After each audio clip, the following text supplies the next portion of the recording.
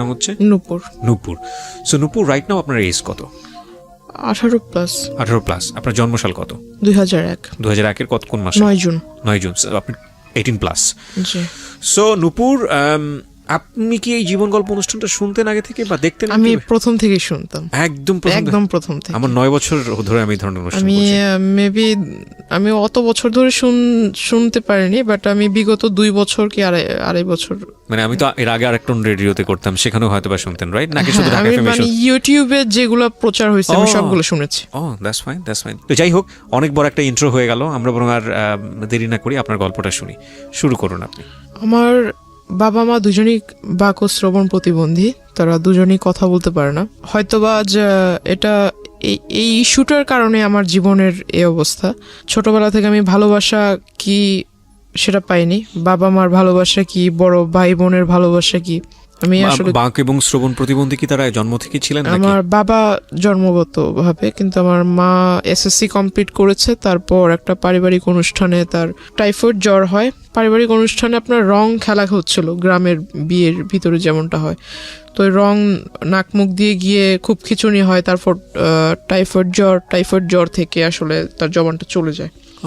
তারপর অনেক চেষ্টা করা হয়েছিল ডক্টরের কাছে, মানে ততক্ষণ অবধি খুব দেরি হয়ে যায় এবং রংটা টোটালি ব্রেনের সাথে জমে যায়, যার ফলে আর কোনো তাকে ঠিক করার উপায় ছিল না। ঠিক করার উপায় যদি থাকতো তাও 99% তার মৃত্যুর চান্স ছিল, যার জন্য তাকে এভাবেই মানে রাখা হয়। আমি এখানে একটু বলে নিচ্ছি, ওনার মা আছেন স্টুডিওর বাইরে এবং ওনার গল্পের প্রেক্ষাপটে হয়তো ওনার মা আসবেন এখানে যদি প্রয়োজন হয়। শুধু মা না, ওনার ছোট বোনও আছেন। আপনারা ধৈর্য ধরে পুরো ভিডিওটা দেখবেন এবং একই সাথে পুরো অনুষ্ঠানটা আপনারা শুনবেন প্রিয় শ্রোতা। প্রয়োজন হলে আমরা আপনাদেরকে স্টুডিওতে নিব। আমি সরি, মানে খুব খারাপ লাগছে শুনতে। তো এই কারণেই মূলত আপনার বাবার সঙ্গে আপনার মাকে বিয়ে দেওয়া হয়েছে? না, আমার মা খুবই সুন্দরী ছিল। আমি আপনার মাকে দেখে আমি বুঝেছি উনি টিনেজে আরো সুন্দর ছিল, তার চুলগুলো খুব সুন্দর ছিল। তার জন্য বিএফডিসি থেকে অনেক প্রপোজাল এসেছিল ফিল্মের জন্য, অভিনয় করার জন্য। হ্যাঁ, তো আমার বাবাও ফিল্ম এফডিসিতে কাজ করতো। তো বাবা অ্যাকচুয়ালি, মা ওখানে যেত শুটিং দেখার জন্য যেত, কিন্তু তখনই হয়তো বাবার পছন্দ হয়ে যায়, যেহেতু বাবাও কথা বলতে পারতো না, কিন্তু ওনার সাইন ল্যাঙ্গুয়েজটা খুব ভালো ছিল। আচ্ছা। তো বাবা মাকে দেখে পছন্দ করে ফেলে। এক পর্যায়ে আমার মার পিছু করতে করতে আমার বাড়িতে চলে আসে, সে মানে মুখের উপরে বিয়ের প্রপোজাল দিয়ে ফেলে। কিন্তু এখানে আমার বাবা আসলে এটাকে ভালোবাসা বলে কিনা জানি না, বাবা একটা রং করেছিল, আমার দৃষ্টিতে এটা রং। তার প্রথম বিবাহ হয়েছিল, তার বাবা মা মানে আমার দাদা দাদি ফোর্স করে বিবাহটা করিয়েছিল, যার ফলে সে ওটা তার মানুষ বলে না যে আমাকে জোর করে বিয়ে দেওয়া হয়েছে, বাবা মার ইচ্ছাতে বিয়ে করলাম। তো আমার বাবাও সেটা করেছিল, কিন্তু সেই ওয়াইফের প্রতি আমার বাবার মন থেকে কোনো ভালো লাগা ছিল না, যার ফলে সে ছোটবেলাটা কাটিয়েছে ঢাকাতে। তো আমার আম্মুকে সে খুব পছন্দ করতো, আর ওটাই আমার আম্মুকে বলা যায় যে আমার আম্মুকে মন থেকে সে পছন্দ করে বিয়ে করেছে। এটা আমার ফ্যামিলির কেউ জানতো না। যখন আমি আমার আম্মুর পেটে, তখন মেবি বিষয়টা একটু ফ্লাশ হয় যে আমার বাবা এখানে রেগুলার আসে, হঠাৎ কোথায় চলে যায়, কোথায় থাকে সে। আস্তে আস্তে যখন আমার জন্ম হয়, তখন আমার আম্মুর বিয়েতে যারা সাক্ষী ছিল বা বাবার ফ্রেন্ড ছিল যারা কথা বলতে পারে না, সেখান থেকে একটা জিনিস লিক হয় যে তার দেশের বাড়িতে ওয়াইফ আছে, তাদের ছেলে মেয়েও আছে। তখন আমার বাবা আসলে এটা টোটালি খোলসা করে সবার কাছে বলে যে আমি আসলে ওকে ভালোবাসতাম, ওকে যদি এটা বলতাম তাহলে তো তাকে বিয়ে করতে পারতাম না। তখন বিষয়টা আসলে ওপেন হয়। তখন আমার মা খুব রাগারাগি করে, এটা স্বাভাবিক, প্রত্যেকটা মহিলাই করবে। মা সুইসাইড করার চেষ্টা করে, তখন বাবা অনেক বুঝায়। তারপর দুই ওয়াইফকেই বাবা ডিসিশন নেয় যে একই সাথে রাখবে, একই ফ্ল্যাট ভাড়া করে একই জায়গায় রাখবে দুজনকে। এটা আসলে তো কখনো বাংলাদেশের ওয়েদারে সচরাচর এরকম হয় না যে দুইজন ওয়াইফ একসাথে থাকবে, রাজি হবে। তো আমার মা কিছুটা মেনে নিয়েছিল, কিন্তু ওনার ওই আগের ওয়াইফটি একটু অন্যরকম ছিল। উনি আসলে, আমার মা যেহেতু কথা বলতে পারতো না, কিন্তু উনি কথা বলতে পারতো। তো ওনার চাল চলন একটু অন্যরকম ছিল। বাবা আমাকে খুব আদর করতো, বাবা আমার জন্য যা নিয়ে আসতো এগুলো করতে ওই মহিলা আমার আম্মুর অগোচরে নিয়ে তার বাচ্চাদের দিয়ে দিত। আমার মা জিজ্ঞাসা করতো আমার মেয়ের খাবার ওদের দিচ্ছে, দুজনের জন্য তো সমান সমান আনছে। এক পর্যায়ে আমার মাকে, মানে বাবা ছিল না ওই দিন, মা রান্না করতেছিল, মাকে নাকি পিছন থেকে এসে ওই পা বটি দিয়ে মানে জবাই করার জন্য পিছন থেকে আসে। মা যখন পিছনে ঘুরে তখন দেখতে পায় মা তাকে ধাক্কা দিতে গেছে, তখন ওই সিলিন্ডার দিয়ে মানে আমার মার মাথায় আঘাত করে সে। তখন এই বিষয় নিয়ে অনেক ঝগড়াঝাটি হয়। মা এটা নিয়ে একটা মেবি জিডি টাইপের কিছু একটা করেছিল, বাবার সাথে অনেকটা সম্পর্কটা ডিস্টেন্স হয়ে যায়। তারপর আমার নানু মাকে নানুর বাড়িতে এনে রাখে। তখন থেকে আমার জন্মটা আসলে ঢাকায়, আমি তখন থেকে নানুর বাড়িতে। আচ্ছা, দাদার ভালোবাসা কি, দাদুর ভালোবাসা কি, চাচার ভালোবাসা কি, আমি আসলে এগুলো পাইনি। মানুষ বলে না যে কেউ যদি মানুষ হয় দাদার বাড়িতে থাকলেই ভালোভাবে মানুষ হতে পারে, নানা নানির বাসায় থাকলে ওইভাবে মানুষ হওয়া যায় না। আমার সবচাইতে বড় একটা আফসোস হলো যে আমি আমার মাকে কখনো মা বলে রাখতে পারিনি। কেন? কারণ শুনবে কিভাবে সে? যতটুকু শুনে ততটুকু হলো যে মা অন্য সবার সাথে সাইন ল্যাঙ্গুয়েজে কথা বলে। আমার যখন খাবারের সময় হয় তখন আমাকে মানে জান্নাত তো বলতে পারে না, তবে নূপুর শব্দটা একটু বোঝা যায় সে যখন বলে, তো নূপুর বলে ডাকে, ওটা আমি বুঝি। আর আমি যদি তাকে যাই বলবো না কেন সে সবই বোঝে। আমি আমার মার বাবার সবার কথা মানে একদম ভালোভাবে বুঝি। আমি যখন অন্যদের দিকে দেখি যে তারা বাবা মাকে কোনো কিছু চাওয়ার হলে, বাবা আমার এটা লাগবে, বাবা ওটা লাগবে, মাকে বলবে, কোনো প্রবলেম হলে বাবা মার সাথে শেয়ার করবে, আসলে আমার লাইফে আমি ওগুলার কখনো সুযোগ হয়নি। Just because of language barrier. তাছাড়া আমার যেহেতু আমি বড় ছিলাম, আমার পর আমার 3টা ভাই মারা যায়। কি বলো ওটাকে, মানে ডেলিভারি টাইমটা হতো, তখনই আমার আম্মুর মানে জ্বর হয়ে যেত, প্রচুর জ্বর হয়ে যেত। জ্বরের ফলে বেবিটা ভিতরে বয়েল হয়ে যেত, মানে একদম, মানে যখন ভূমিষ্ঠ হতো তখন ডক্টর আমাকে দেখিয়েছে। আমার মার হাই প্রেশার, তো আম্মুকে কখনো এটা ডক্টর দেখায়নি, 3টা বাচ্চাই দেখায়নি, আমাকে দেখিয়েছে। আমি কোলে নিয়েছি, যখন হাতে টাচ করেছে চামড়াটা উঠালে এভাবে উপরে উঠতো, ভিতরেই সিদ্ধ হয়ে গিয়েছে। তখন আমার খুব ছোটবেলা থেকে আমার বাবার খুব মানে ছেলের প্রতি খুব আকর্ষণ ছিল, যে একটা মেয়ে একটা ছেলে থাকবে। ছোটবেলাটা ওই নানা নানির বাসায় কাটানো। মার ভূমিকা, বাবার ভূমিকা নানা নানি পালন করেছে লেখাপড়া থেকে। মানে আমার এলাকার মানুষ এখনো বলে, যখন আমি খুব রাগারাগি করি বা খুব কষ্ট পাই, তখন আমাকে এখনো বলে যে এই এলাকাটাতে কোনো ফ্যামিলিতে এমন কোনো বাচ্চা নেই যার কোনো মানে সম্পূর্ণ চাহিদা কোনো ফ্যামিলি সম্পূর্ণভাবে মানে পালন করেছে বা দিতে পেরেছে। কিন্তু আমার একটা ফ্যামিলি ছিল, মানে নানুর যেহেতু টাকা পয়সা যাই ছিল মোটামুটি খুব ভালোই ছিল, সম্পত্তি যা ছিল এগুলো আমাদের জন্য বিক্রি করে, তার নিজের ছেলের জন্য না করে আমাদের জন্য সে বিক্রি করে আমাদেরকে খাওয়াইছে। এখনো অবধি মানে আমাদের কোনো কাজ করতে হয় না, বসে বসে খাচ্ছি। মার বিয়ের পর আজ আমার 18+ চলতেছে, প্লাস আমার আম্মু বিয়ের সম্পূর্ণ বয়সটাই তার মার বাসায়। তো আসলে এগুলো তো আসলে খরচের বিষয় আছে, তাই না? এগুলো কয়জনে করে? এগুলো যদি আমি অ্যাভয়েড করি তাহলে এটা আমি আসলে মানুষ বলে গণ্য হব না, যদি এগুলোকে ভুলে যাই। আমার জন্মের পর যেটা বললাম যে আমার বাবার ছেলের প্রতি একটা আকর্ষণ ছিল, আমার মাকে খুব ফোর্স করলো, যেহেতু 3টা ছেলে মারা গেছে, বাবা খুব রাগান্বিত ছিল। আমার পরপর যে বাচ্চাটা মারা যায় সেটার ফলে আমার বাবার একটা সন্দেহ ছিল যে আমার নানি এটা মেরে ফেলেছে। কারণ আমার নানি ভাবতো হয়তো যে আমার মেয়ে এখানে, আবার একটা নাতনি এখানে, আবার একটা বাচ্চা হলে এটার খরচ কে বহন করবে। আমার বাবার একটা ভুল ধারণা ছিল এটা, আমার মনে হয়। বাবা এটা মানে পুলিশ কেস পর্যন্ত গড়িয়ে গিয়েছিল যে আমার শাশুড়ি বাচ্চাটাকে মেরে ফেলেছে, এরকম খুব একটা ঝামেলা হয়। তারপর আমার মা বলে যে এরকম কিছুই না, ওটা একটা দুর্ঘটনা ছিল, অ্যাক্সিডেন্ট। তারপর বাবা খুব ফোর্স করে মাকে পরবর্তী বাচ্চা নেওয়ার জন্য। দুর্ভাগ্যক্রমে মানে হয়ে যায় মেয়ে। দ্যাট মিন আমার যে বোনটা বাহিরে আছে, 3টা বাচ্চা মারা যাওয়ার পরে মেয়ে, 3টা বাচ্চা মারা যাওয়ার পর 16 বছর যখন আমার যখন 16 বছর চলে, তখন আমার এই বোনটা। ওকে, ওর বয়স কত এখন? ওর এখন 4 চলতেছে। 4 চলছে। যখন আমরা জানতে পারি যে মেয়ে, যে হসপিটালে মেবি চেক আপ করলে বোঝা যায় যে মেয়ে হবে, তো এই বিষয়টা আমার মা কেন যেন আমার বাবার কাছে বলেনি। মা হয়তো ভেবেছে এটা বলার পর আমার বাবা নারাজ হবে বা ঝগড়াঝাটি করবে। তো আমি আসলে ওই বিষয়টা বুঝিনি, তখন আমি খুব ছোট। বাচ্চা হলো, আমি খুব খুশি যে আমার 3 ভাই আমি নিজের হাতে দেখেছি তাদের লাশটা, তো আমার একটা বোন হবে, আমি খুব খুশি। যে ভাই না হলো, বোন তো পাবো। বোনটা যেদিন হলো সেদিন হসপিটালে আমি দেখতে গিয়েছি, বাবা বাহিরে ছিল। বাবাকে শুধু পিকচার পাঠিয়েছিলাম, বাবা বারবার জিজ্ঞাসা করেছিল ছেলে হয়েছে না মেয়ে হয়েছে, বারবার এক কথাই জিজ্ঞাসা করতেছিল। বাচ্চাটা এত সুন্দর সেটা আমাকে কিছু বলতেছে না, শুধু বলতেছে যে ছেলে না মেয়ে। তা আমি কিছু বলিনি, আমি বললাম বাবা আমি এগুলো দেখিনি, বাবু হয়েছে খুব সুন্দর, মার কাছে রেখেছে, আমি শুধু এতটুকুই দেখছি।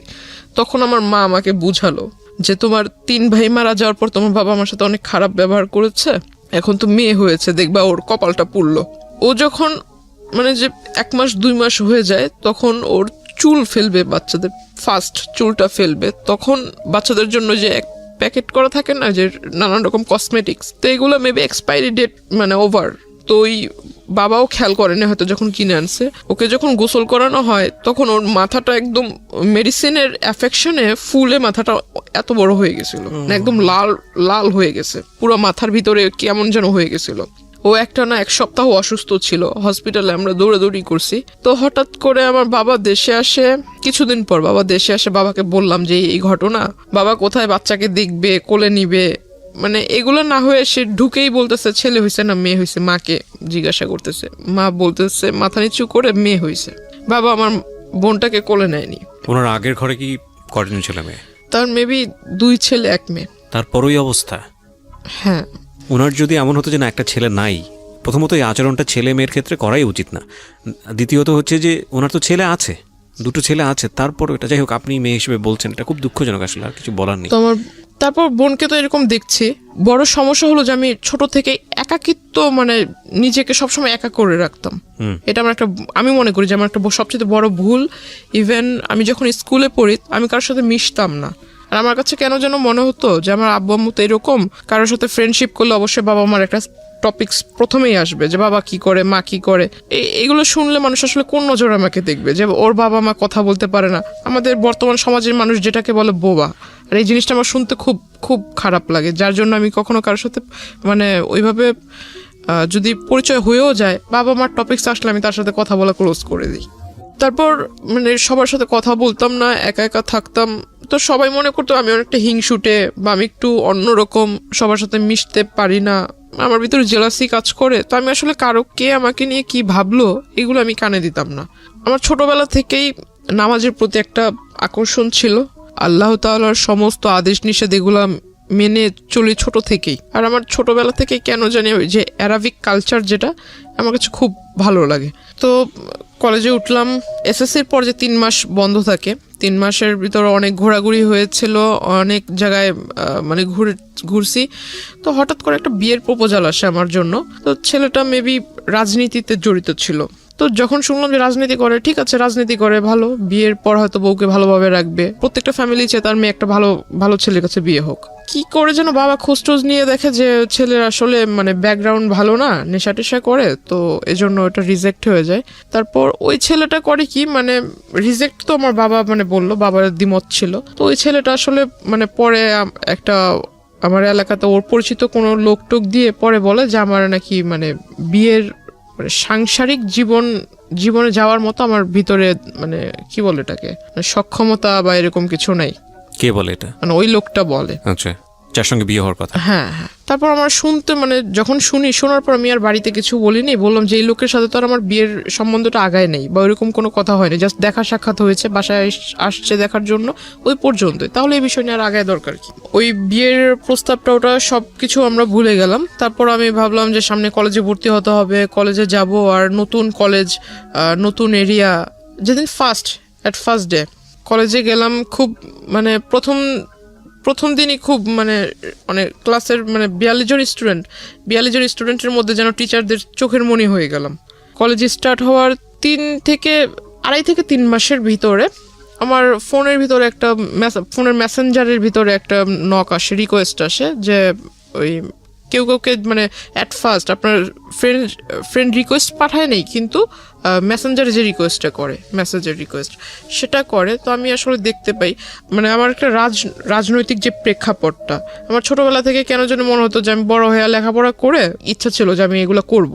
তখন ওই টাইমটাতেই ওই লোকটা আমার প্রোফাইল পিকচারে ছিল, ওই যে পিকচারটা ছিল সেই পিকচারটা দেখে উনি আমাকে নক দেওয়ার পর সে আমাকে ডিরেক্টলি অ্যাট ফার্স্ট নক দিয়ে আমার নাম্বার চায়। ইভেন সে লিখে যে আপনি যদি আমার দলের ভিতরে আসেন তাহলে আপনাকে দেখে অনেক লোক উপলব্ধ হয়ে, আপনাকে দেখে অনেক লোক, আপনার আশেপাশের অনেক লোক আমার এখানে আসবে। আপনার প্রোফাইল পিকচারের মধ্যে দলীয় কোনো ব্যাপার স্যাপার ছিল? হ্যাঁ হ্যাঁ। ওকে। আর আমি জানতাম না যে প্রোফাইল পিকচার আমার সাথে যিনি ছিল ওনার সাথে আবার ওনার আগে থেকেই পরিচয় আছে।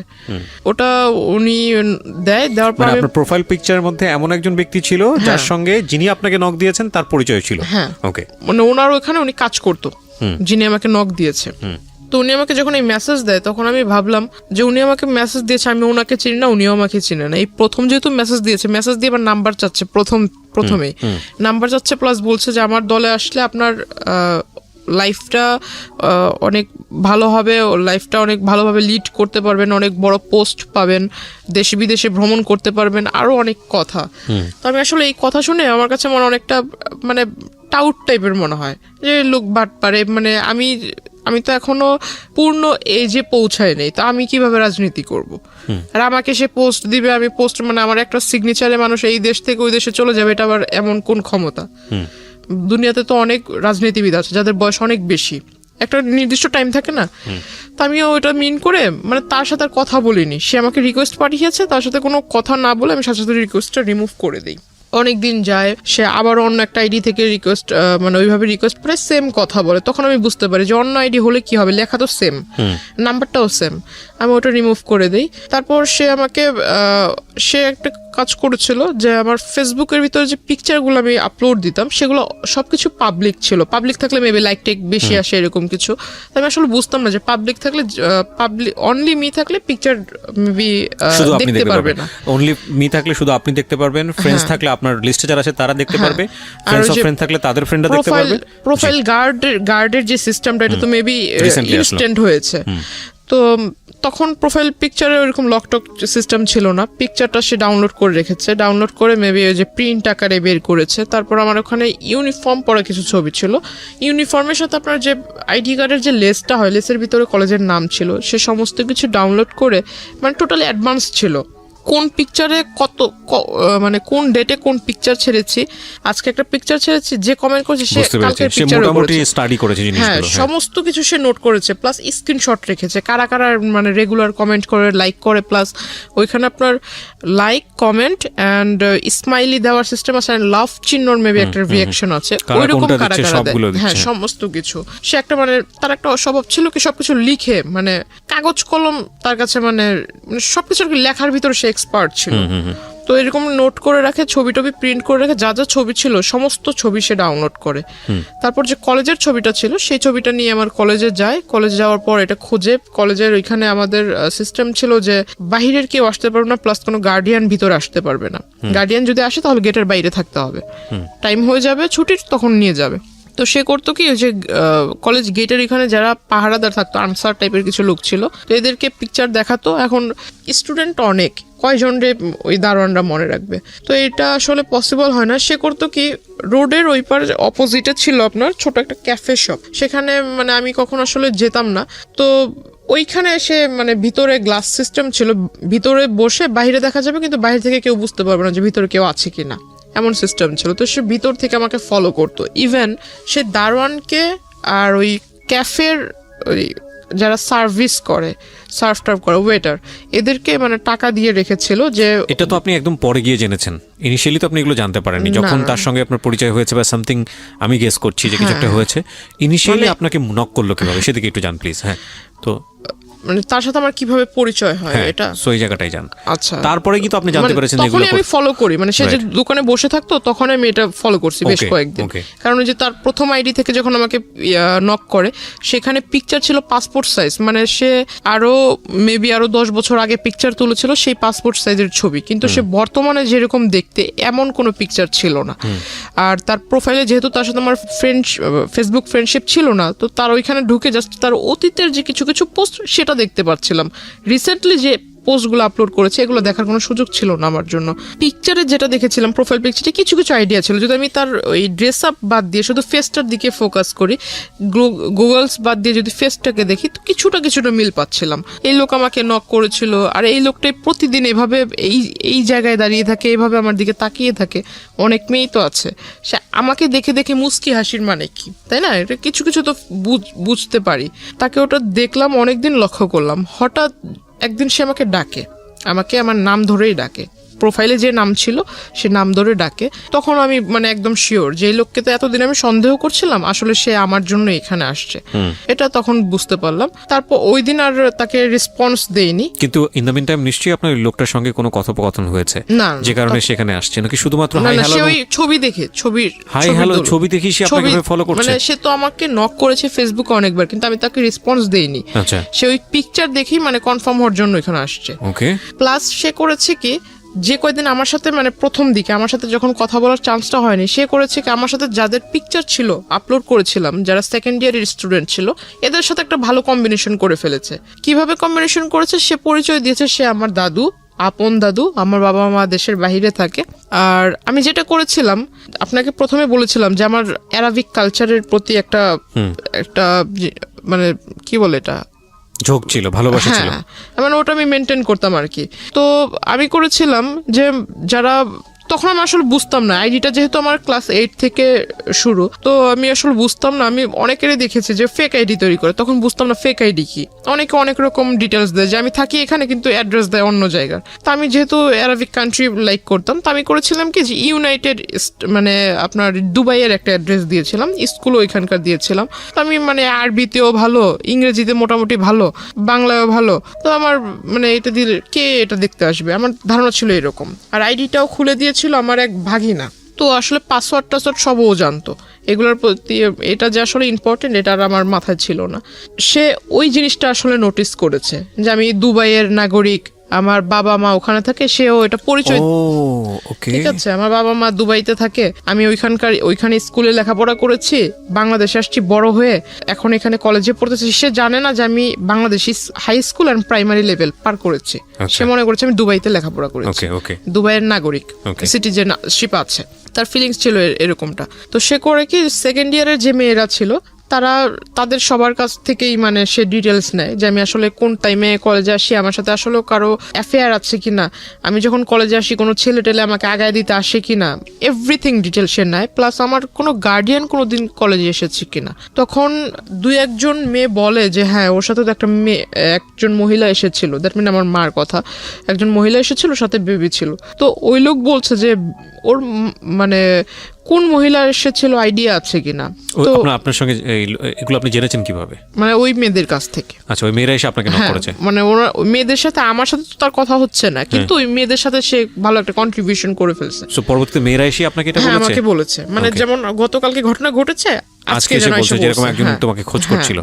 ওকে, আমাকে বলছে, পরে আমি জানতে পারলাম। তো ওরা বলছে যে ওর মা, তো উনি বলছে যে ওর মা কিভাবে হবে, ওর মা বাবা তো দুজনেই দুবাইতে থাকে, আমি ওর দাদু, আপন দাদু, আমি শুধু বাংলাদেশে। ওর সমস্ত দেখাশোনা সমস্ত কিছু আমি করি, ওর লেখাপড়ার খরচ বাবদ সবকিছু আমি বহন করি, বাবা মা বাহিরে থাকে। তখন আমাকে বললো যে তুমি ওই দিন যে মহিলা আসছে, তো আসলেই কি উনি তোমার আম্মু? তো আমি বললাম হ্যাঁ, এতে সন্দেহ আছে নাকি। পরের দিন আমি আমার মাকে বোনকে, নানুকে বললাম যে তোমরা একটু কলেজে আইসো, আমার টিফিন পিরিয়ডের পরে কলেজে এসো। তারা গিয়েছে, তখন আমি সবাইকে দেখালাম যে আমার আম্মু, এটা হলো আমার নানু। তো সবাই বলতেছে তুমি এত স্মার্টলি চলাফেরা করো, তোমার নানু এরকম কেন?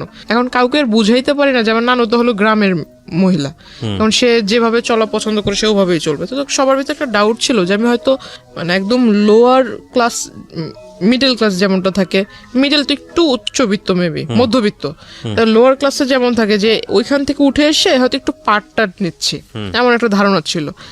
কারণ ওই যে আমার দাদু সেজেছে, সে অনেক কিছু মিসআন্ডারস্ট্যান্ডিং তাদের ভিতরে তৈরি করে দিচ্ছে। তো এখন সবাই আমাকে একটু অন্য নজরে দেখছিল যে আমি আসলে মিথ্যা বলছি, এটা সেটা। সবাই একে অপরের সাথে মানে একটু উকি ঝুঁকি করে কথা বলছিল। আমাকে যখনই কেউ দেখে তখনই আমার সামনে একজন আরেকজনের কানে কানে কথা বলে, তখন আমার কাছে একটু সন্দেহ হলো। এই গতকালকে ওই লোকের কথা শুনলাম, ওই লোককে সন্দেহ করতেছিলাম, সন্দেহটা বাস্তবায়ন হলো। আবার এখন এরা আমাকে, এতদিন এরা আমার সাথে কথা বলার জন্য সামনে আসতো, গায়ে পড়ে কথা বলবে, আমি কথা বলতাম না। এখন মানে এরাই আমাকে দেখে মানে একজন আরেকজনের কানে কানে কথা বলছে, নিশ্চয়ই মেবি বাজে কিছু। তখন জানতে পারলাম, জিজ্ঞাসা করলাম সেকেন্ড ইয়ারের একজনকে, যাই জিজ্ঞাসা করলাম যে কি হয়েছে, তোমরা তো আমার মানে তোমরা পারো না আমাকে তোমাদের ক্লাসে টাইনা নিয়ে যায় মানে একসাথে বসায় রাখ, তো তোমরা এখন আমার কাছ থেকে দূরে দূরে সরছো, আমার সাথে কথা বলছো না, কারণ কি? তখন আমাকে তাদের ফোন বের করে দেখালো, এই যে দেখো। দেখে আসলে খুব রাগ হয়েছিল, দেখলাম যে একটা ফেক আইডি তৈরি হয়েছে খুব রিসেন্টলি, মানে এক মাস এরকম হবে। সেখানে লেখা তার নাম অর্ধেক, আমার নাম অর্ধেক। প্রথমে তার নামের অর্ধেকটুকু, পরে আমার নামের অর্ধেকটুকু মিলিয়ে একটা আইডি তৈরি করেছে। এখন একটা পিকচার যে কিছু কিছু সহজ যেগুলো বোঝার উপায়, যে আপনার সফটওয়্যার আছে যে কলেজ মেকার বলে, যাই হোক, ওই পিকচার মানে এই পাশে একটা ছবি বসানো, এই পাশে একটা ছবি দেখাই যাচ্ছে, বুঝতেই পারতেছি যে এখানে একটা বসেছে, এই জায়গায় একটা এডিট করা হয়েছে। তো আসলে এটা ওরা সেকেন্ডারি স্টুডেন্ট, ওদের মাথায় কেন ঢোকে নেই আমি জানি না। তখন আমি বললাম এটা তো তোমরা নিজেরাই দেখছো যে পিকচারটা এরকম করে বসানো হয়েছে, তো এটা আসলে যেভাবে বলছো এরকম তো ঠিক না। আর তোমরাই বলতেছো ওই লোক তোমাদের কাছে পরিচয় দিচ্ছে আমার দাদু, তারপর এইখানে লেখা যে হাজব্যান্ড ওয়াইফ, তাহলে তোমরা এটা কিভাবে মানছো? ওইখানে লেখা ছিল হাজব্যান্ড ওয়াইফ। হ্যাঁ, হাজব্যান্ড ওয়াইফ, তার সাথে আমার অনেক আগের থেকে রিলেশন, সে আমাকে বিয়ে করে নাই, বিয়ে করবে, কিন্তু হাজব্যান্ড ওয়াইফ, ওই যে এঙ্গেজ করলে মানুষ বলে না যে অলরেডি বিয়ে হয়ে গেছে, এরকম টাইপের, যে কাবিন টাবিন করে যখন আংটি পরালে মেবি এরকম কিছু একটা ইন রিলেশনশিপ রেখা ছিল এরকম। তো আইডিটার ভিতর বেশি কয়েকটা ছবি ছিল না, তবে আমার প্রোফাইলে যে কিছু ছবি ছেড়েছিলাম এখান থেকে কিছুটা ওইখানে দেখেছি। তখন পর্যন্ত লোকটার সঙ্গে আপনার কোনো কথা হয়নি। তারপরে যে আমি তার সাথে মানে একটা আগ্রহ জাগলো, তার সাথে এবার কথা বলবো আমি, এতদিন সে আমাকে ফলো করছিল, এবার আমি তার সাথে মানে সামনাসামনি কথা বলবো। তখন আমি তার আইডিতে নক দেই। আইডিতে নক দেওয়ার ফলে সে আমাকে ডিরেক্টলি বলে যে আমি আইডিতে মেসেঞ্জারে কথা বলবো না, নাম্বার দেন, নাম্বারে ফোনে কথা বলবো। আমি বললাম এখন তো আমার মানে জানতে হবে সে যে এই কাজটা করলো, এত বড় একটা সমস্যা তৈরি করলো আমার জন্য, এটা মাত্র আমার কলেজের স্টুডেন্ট মানে ক্লাসমেট বা সিনিয়র স্টুডেন্টরা দেখেছে, এটা যখন আমার বাড়ি পর্যন্ত যাবে, আল্লাহ না করুক যদি এটা জেনে যায়, তখন আমার কি হবে? কলেজ তো এখানে শেষ, আমার বাবা মা এই অবস্থা। তখন আমি তার সাথে মানে যোগাযোগ করার চেষ্টা করি নিজ থেকে। তখন তাকে নাম্বার দিই, নাম্বার দেওয়ার পর সে কথা বলে, সে আমাকে বলল যে আমি আপনার সাথে দেখা করব।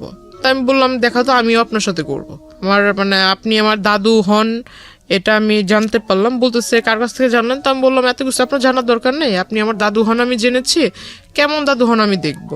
আর আপনি বলেছেন যে আপনি আমার দাদু হন, আবার আপনি আমার হাজবেন্ড হন, কোন দিক থেকে আপনার সাথে আমার সম্পর্ক হয়েছে? আমি এটা একটু কথা বলবো আপনার সাথে, যদি পারেন তাহলে আসবেন। অন্যান্য দিন দেখেছি কলেজের বাইরে ওয়েট করেন, যেখানে ওয়েট করেন ঠিক সেখানেই থাকবেন, আমি আপনার সাথে মিট করব।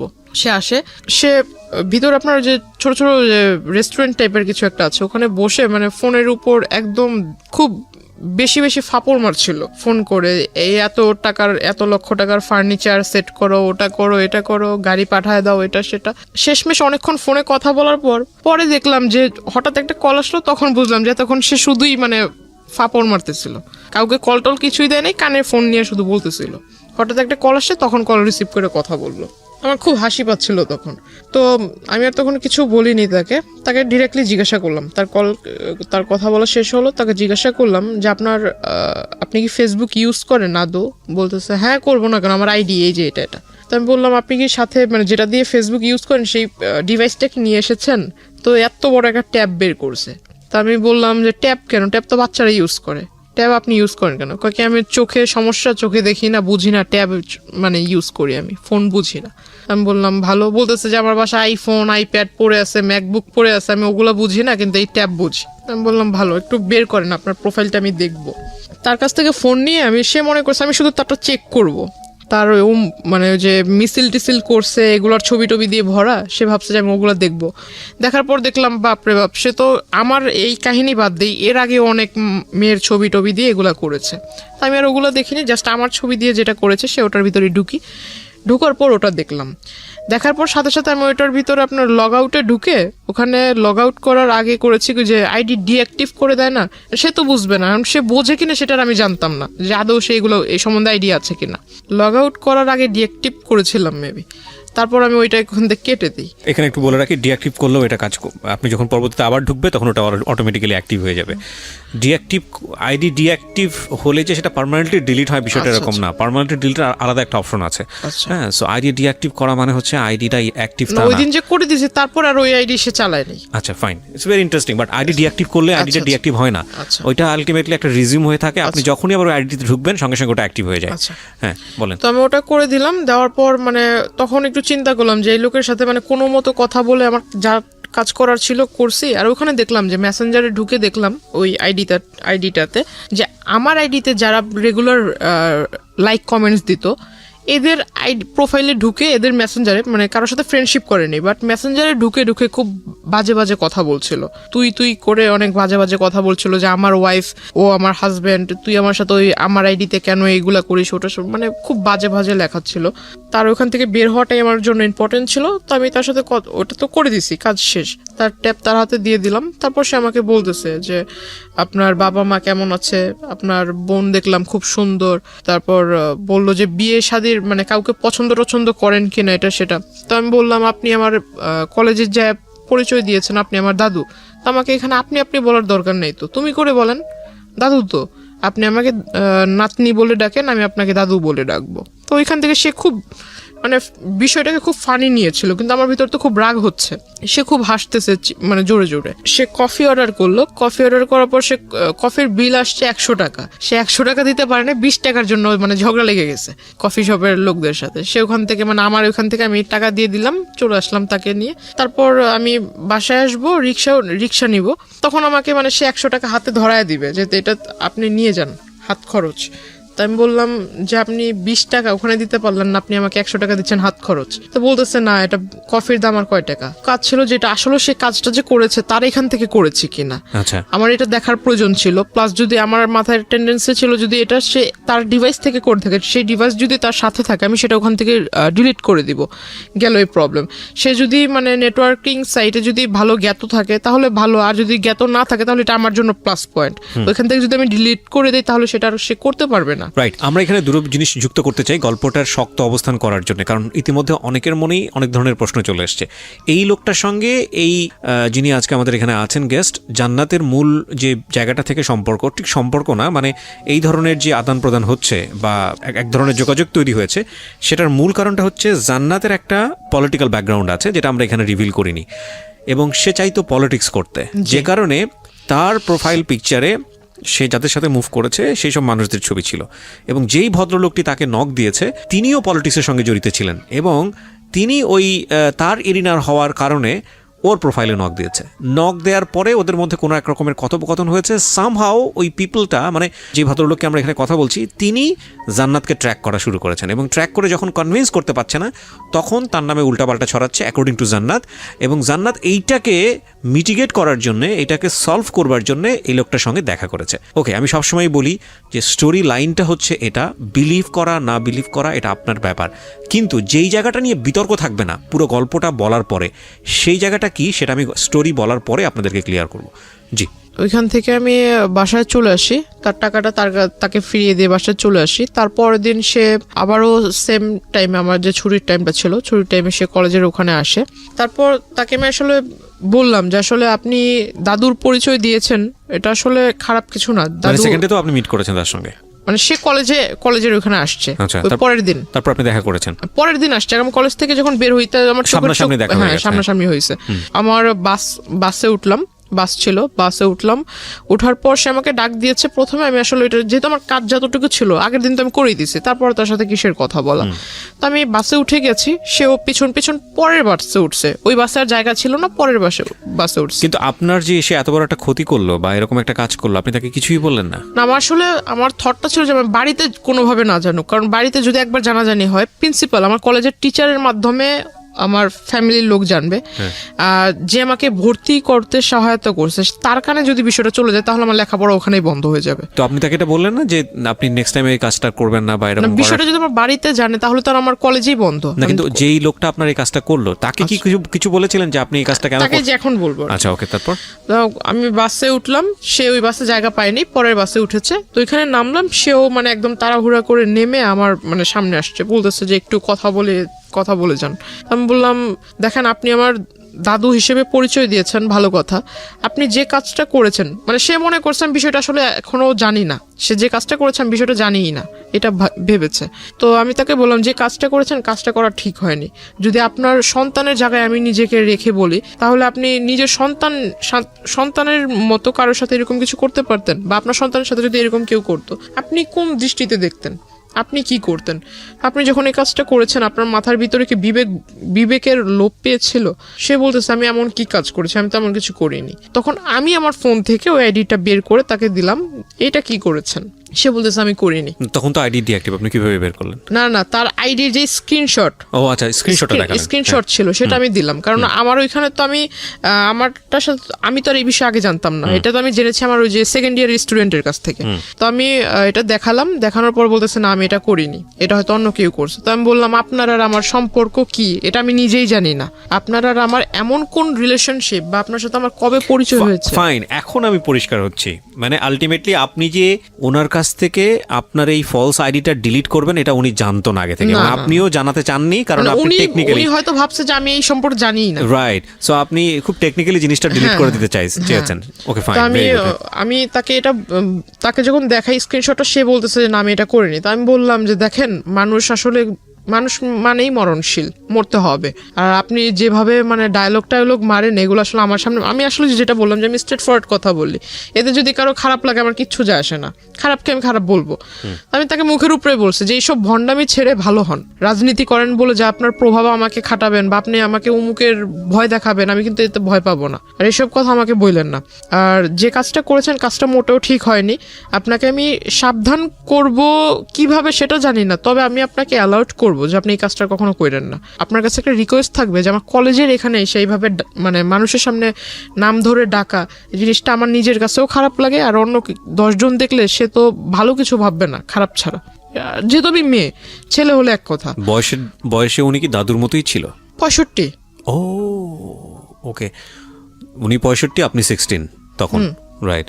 কিন্তু সে নিজেকে মানে সে আমার সাথে যখন মিট হয় তখন নিজেকে মানে একদম যে টিনেজারদের মতো, মানে কেউ ড্রেস আপ চেঞ্জ করলে তো আর সে টিনেজার হবে না। ওকে, বোঝা যায় আর কি জিনিসটা। হ্যাঁ, ড্রেস আপ হ্যাঁ ওইরকম ড্রেস আপ করে আসতো।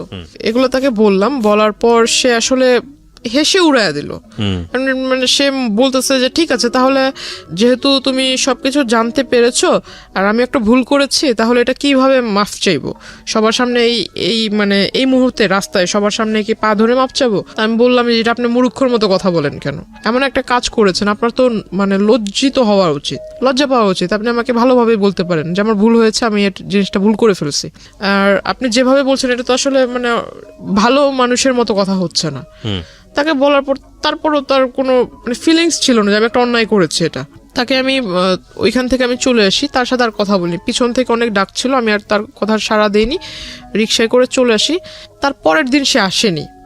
ওই দিন আমার কিছু মানে ক্লাসমেট ওরা আবার ওই যে আসার সময় আপনার ওইখানে স্ট্রিট হকাররা বসতো, আবার স্ট্রিট ফুড টুটও ভালো ছিল। তো ওরা করতো কি ওইখানে একটা ঢালে এসে খাবার খেত, আইসক্রিম টেসক্রিম এগুলো সবাই আড্ডা দিত। তো আমাকে বলতেছে যে ঠিক আছে চলো, আজকে তোমার সাথে তো আমাদের ওইভাবে পরিচয় হয়নি বা ওইভাবে কথা টথা হয়নি কখনো, আমাদের সাথে চলো একটু, আধা ঘন্টা লেট হলে কিছু হবে না।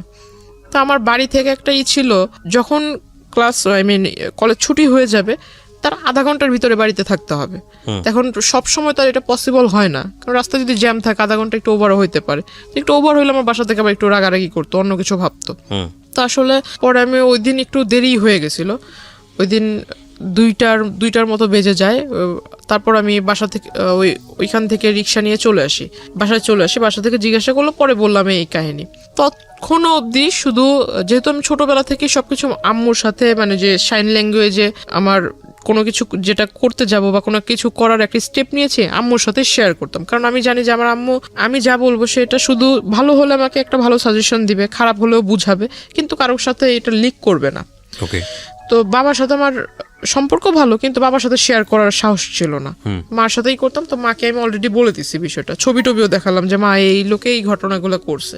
তো মা আমাকে বললো যে তুমি কলেজে যাবা, ড্রেস আপ, যেহেতু ওইখানে আবার বোরকার এলাও ছিল না, কলেজ ড্রেসের কালারের বোরকা এলাও না, ড্রেস আপ পরে যেতে হবে, কলেজ ড্রেস পরে যেতে হবে।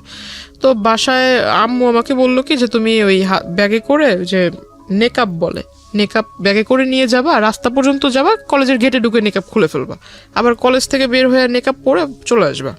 যাতে কেউ ফেস না দেখে। তো ওটা করলাম। এখন মানুষ, আমার মাথায় এটা ছিল না যে মানুষের চোখ দেখলেও মানুষকে চেনা যায়, যে আসলে চোখ দেখলেও বোঝা যায় যে আমি ওই মানুষটাই এটা। তো সে কিভাবে আমার মানে ফলো করে ফেলছে ওই অবস্থাতেই। আমার নেকআপ টেকআপ বাঁধা ছিল, বাসে উঠছি, বাসে উঠে সনি হলের ওখানে নেমেছি, রিক্সায় দিয়ে 1 নম্বরে মাজার রোডের ঢালে চলে আসছি। সে দৌড়াইতে আসছে পিছন থেকে। এখানে একটা জিনিস খেয়াল রাখবেন প্রিয় শ্রোতা, ওনার না আছে কোনো আপন বড় ভাই, না আছে বাবার দিক থেকে কোনো হেল্প, মা আছেন তিনি আসলে বাক প্রতিবন্ধী, নানা এবং নানু বয়স হয়ে গেছে তাদের। সুতরাং এরকম একটা মেয়ে এরকম একটা বখাটে লোকের দ্বারা প্রতিনিয়ত হ্যারাসমেন্টের শিকার হচ্ছে। অ্যাকর্ডিং টু হার ওয়ার্ডস, যদি আমরা তাকে বিলিভ করি, তাকে তো একটা শেল্টার দিতে হবে, তাকে তো একটা সাপোর্ট দিতে হবে। অন্যান্য ভাই বোনদের ক্ষেত্রে হলে হয়তো এরকম হতো যে ভাইটা সাথে যাচ্ছে বা মাটা সাথে যাচ্ছে, তাকে গার্ড দিয়ে নিয়ে আসছে। ওর ক্ষেত্রে সেটা সম্ভব ছিল না। সো এগুলো একটু খেয়াল রাখবেন। জি বলেন। তারপর তো ওখান থেকে মানে চলে আসছি, সে পিছন থেকে দৌড়ায় আসছে। দৌড়ায় এসে মানে যে রিক্সার যে হুড যেটাকে বলে, এটা পিছন থেকে এরকম টান দিয়ে ধরেছে। তো রিক্সাওয়ালা পিছনে যখন তাকাইছে, ওই লোক হঠাৎ করে সামনে এসে বলতেছে যে তোমার সাথে আমার কিছু কথা ছিল। তাই আমি বললাম, এটা কোন ধরনের সভ্যতা? আপনি মাঝ রাস্তার ভিতরে এরকম করে আসছেন, আর একটু পরে একটু আগায় গেলে আমার নদী পার হতে হবে। তো ওখানে আমার মানে দেখা গেছে আমাদের ওই পার থেকে অনেক লোক আসা যাওয়া করে। কোনো একটা লোক যদি মানে দুর্ভাগ্যবশত দেখে ফেলে এরকম, আপনাকে আমি চিনি না, আপনি আমাকে ওইভাবে চিনেন না, এটা কিন্তু অন্য কেউ বুঝবে না, নিশ্চয়ই খারাপ একটা ধারণা করবে। আপনি এই কাজটা করছেন, এটা আসলে ভালো না। তাকে বুঝালাম। তো বলতেছে যে তুমি যদি এখন এখানে কথা না বলো তাহলে আমি কোনো কিছু একটা করে ফেলবো। তো আমি বললাম, আপনি কি করবেন না করবেন এটা আপনার বিষয়, এটা আমার কাছে তো বলে লাভ নেই। তো বলতেছে না, আমি কোনো কিছু একটা করে ফেলবো। তো আমি আসলে তার কথা মানে সে আমার এজে বড়, যদিও বড় ছিল, আমি তার আসলে এই জায়গায় মানে এরকম ধাক্কা দিই। আমি রিক্সাওয়ালাকে বলি যে তুমি যত তাড়াতাড়ি পারো যে টেনে চলে যাও, এই জায়গাটা তুমি পার করো যত তাড়াতাড়ি। তো ওইখান থেকে ওই দিন সে আমাকে পিছন থেকে আর কি বলছিল, খুব চিৎকার করে বলতেছিল যে তোকে আমি দেখে নিব, তোর এই কিসের এত তোর গৌরব, কিসের এত বাহাদুরি, এগুলো আমি দেখে নিব। প্রিয় শ্রোতা, এখানে একটা বিষয় আপনাদেরকে পরিষ্কার করতে চাই, বা জান্নাতের আজকের এই জীবনের জন্য জান্নাতের ভাষ্য অনুযায়ী যে ব্যক্তিটি দায়ী, আমরা তার নাম পরিচয় এখানে উপস্থাপন করছি না, যেহেতু এটা ইনভেস্টিগেটেড শো না। কিন্তু অনুষ্ঠানের শেষে গিয়ে তাকে ফোনে কানেক্ট করব, তার নাম পরিচয় গোপন রেখেই আমরা তাকে ফোনে কানেক্ট করব এবং তার বক্তব্য আমরা আজকে আপনাদেরকে শোনাবো। জান্নাতের জীবনের জন্য এই জায়গাটায় দায়ী, তার সঙ্গে আমরা কথা বলবো একেবারে অনুষ্ঠানের শেষে। সুতরাং সঙ্গেই থাকবেন আশা করছি। সে আসলে কি করবে এমন, আর সে যদি ওই রকম রাজনৈতিক নেতাই হয়, বড় কোনো রাজনৈতিক নেতা হয়, তো প্রত্যেকটা বড় রাজনীতিবিদ মনে করে যে আমি একটা কিছু করতে যাব, এটা যাতে পাবলিশ না হয়। তার রাজনৈতিক ক্যারিয়ার আছে। তো এই লোক যদি অত বড় নেতাই হয়, তাহলে সেই রাস্তার ভিতরে এগুলো করবে কেন? দ্য পয়েন্ট ইজ দ্যাট আপনারও তো রাজনীতির ব্যাকগ্রাউন্ড ছিল, এবং আপনার সম্পর্কে আমি যতটুকু জানি তাতে আপনার যে আত্মীয় স্বজন তারাও মোটামুটি হাই অফিসিয়ালস। তো আপনি কেন তখন একটা স্টেপ নিচ্ছিলেন না? যেহেতু আপনি যে রাজনীতি করতে চান, যে দলের রাজনীতি করতে চান, সেই দলেরই রাজনৈতিক পরিচয় উনি দিচ্ছে। তো আপনি তখন কেন একটা স্টেপ নিচ্ছিলেন না? কারণ এটা তো এক্সিট লেভেলে চলে যাচ্ছে। জিনিসটা আসলে হাইড করে রাখতে চাচ্ছিলাম। সামহাউ এটা হলে আপনার লেখাপড়া বন্ধ হয়ে যাবে। কারণ আমার 2 মাস পর পরীক্ষা, ফার্স্ট সেমিস্টার। রাইট। আমি আসলে কোনো মতো মানে ওনার কাছ থেকে পিছু ছাড়াতে চাচ্ছিলাম। ততদিনে এই ভদ্রলোকটা কি আপনার উইকনেস গুলো বুঝে গেছে যে আপনি এটা হাইড করতে? আগে থেকেই নোট করেছে। ইভেন আমি ওই দিন যেটা জানতে পারলাম, আমি যখন তার এখানে ধাক্কা দেই, তার শোল্ডারে যখন ধাক্কা দেই, সে আমাকে যে পিছন থেকে যে বলেছিলাম, তো এই জিনিসটা ইগনোর করেছি। কিন্তু সেই দিন বিকেল বেলা সে করেছিল কি, আমাদের যে নদীর ঘাট যেটা, ওইখানে মানে নৌকাওয়ালাগুলা হলো একদম পার্মানেন্ট নৌকাওয়ালা, এরা চেঞ্জ হবে না, সবসময় এরাই ওখানে নৌকার পারাপার করে। তো ওই পর্যন্ত গিয়ে প্রত্যেকটা নৌকাওয়ালার কাছ থেকে মানে জিজ্ঞাসা করেছে।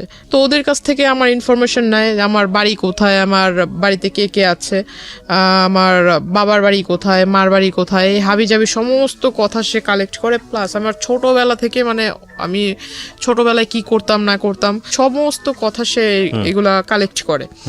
অনেক দিন মানে প্রায় 1 মাসের মতো আর তার মানে ওইখানে আমি কি বলো এটাকে, মানে সে আর ওইখানে আসেনি। তার মানে আমার কাছে খুব ভালোই মনে হচ্ছিল যে মানে এতদিন পর আমি একটা খুব মানে এখন ভালোভাবে যাতায়াত করতে পারবো, কোনো প্রবলেম নেই। তখন আমি মেকআপটা ইউজ করা বাদ দিয়ে দিলাম, যেহেতু আসছে না, হয়তো সে আসবেই না, ওইরকম একটা ধারণা ছিল। তো আমি খুব তখন থেকে আসলে যে 2-1টা মেয়ের সাথে আর কি মিশতে শুরু করলাম, ক্লাসমেট। আমি মানে তাদের সাথেই মিশতাম যারা দেখতাম যে একটু মানে ফ্যামিলি দিক থেকে একটু মানে একটু লো টাইপের, বা আমাকে নিয়ে কেউ তুচ্ছতাচ্ছিল্য না করে। হ্যাঁ মানে আমাকে যে বুঝবে আর কি।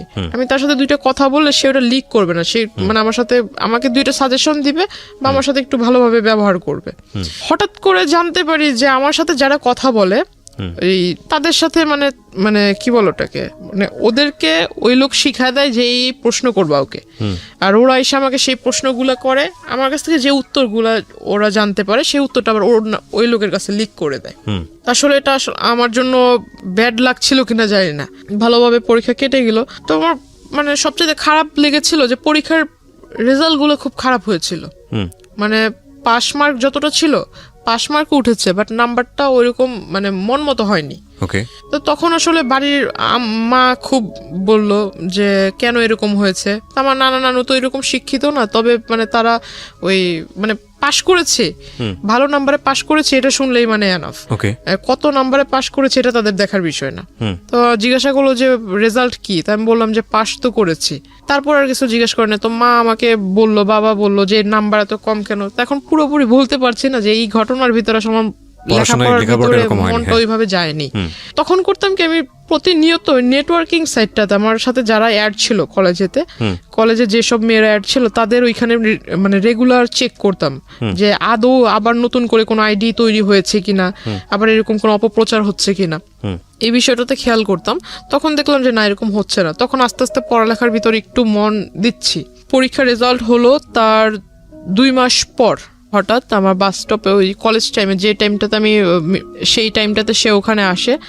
আসার পর আমাকে মানে ডিরেক্টলি অফার করে যে আমি আসলে তোমাকে বলতে পারিনি, এতদিন তোমার সামনে আসেনি ঠিক, কিন্তু দূর থেকে তোমাকে দেখেছি। হঠাৎ আমাকে বলে ফেললো তোমার বাড়ি অমুক জায়গায়, তুমি এভাবে বাড়িতে যাও, ওই নদী ক্রস করতে হয়, নৌকা পারাপার করতে হয়, অমুক বাড়ির পরে তোমার বাড়ি। টোটাল একটা কাগজের ভিতরে মানে যে জায়গা জমি নিয়ে যারাই করে তারা যে ম্যাপ আঁকায় না, রাস্তার ম্যাপ তৈরি করে, এরকম সে আমাকে একদম কলম দিয়ে রাস্তা আঁকায় এটাকে একদম দেখায় দিচ্ছে যে এই নদী পার হওয়ার পর অমুক রাস্তা থেকে এই রাস্তা থেকে সেই রাস্তা, মানে দুনিয়ার যত খোঁজ নেওয়া দরকার ছিল সব নিয়ে ফেলেছে। একটা পেজের ভিতরে সে আমাকে লিখে দিল। আমি দেখে আসলে অবাক হয়ে গেলাম। বলতেছে যে এনি টাইম আমি তোমার বাসায় যেয়ে মানে প্রপোজাল দিব। আমাকে এইভাবে বলতেছে 400-500 লোক নিয়ে যাব, এখন এদেরকে বসার মতো জায়গা তো দেওয়ার মতো আছে কিনা, বা এদের খাবার টাবার মানে দেওয়ার মতো অ্যাবিলিটি আছে কিনা, নাকি আমি নিয়ে যাব খাবার, এইভাবে বলছে। আমি বললাম যে আপনি আসলে মানে যে আমাদের ওখানে বলে যে যার বিয়ে তার খবর নাই, পাড়াপড়শি ঘুম নাই, এই কথাটা তাকে আমি বললাম।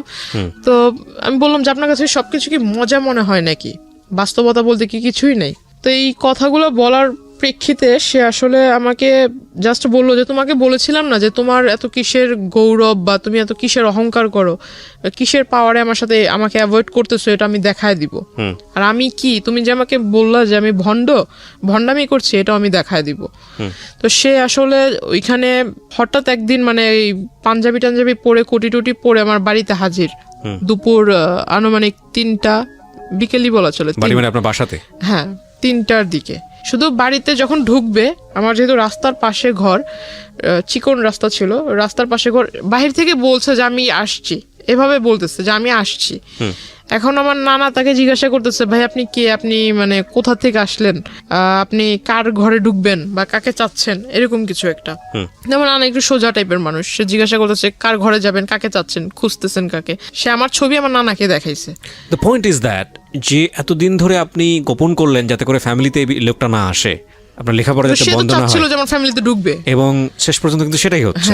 এগুলো একটু খেয়াল রাখবেন। আমি কেন বলছি যে জায়গাটিতে আমরা আসলে ফোকাস করতে চাই সেটা নিয়ে কোনো বিতর্ক থাকবে না। উনি যেগুলো বলছেন সেগুলো কতটুকু সত্য কতটুকু মিথ্যা সেটা নিয়ে বিতর্ক থাকতে পারে, cause this show is not investigative show. কিন্তু যেইটা পরিণতি সেটা নিয়ে তো কোনো বিতর্ক নাই। পরিণতিটা কেন হলো সেটাও বলবো আপনাদেরকে শেষের দিকে গিয়ে।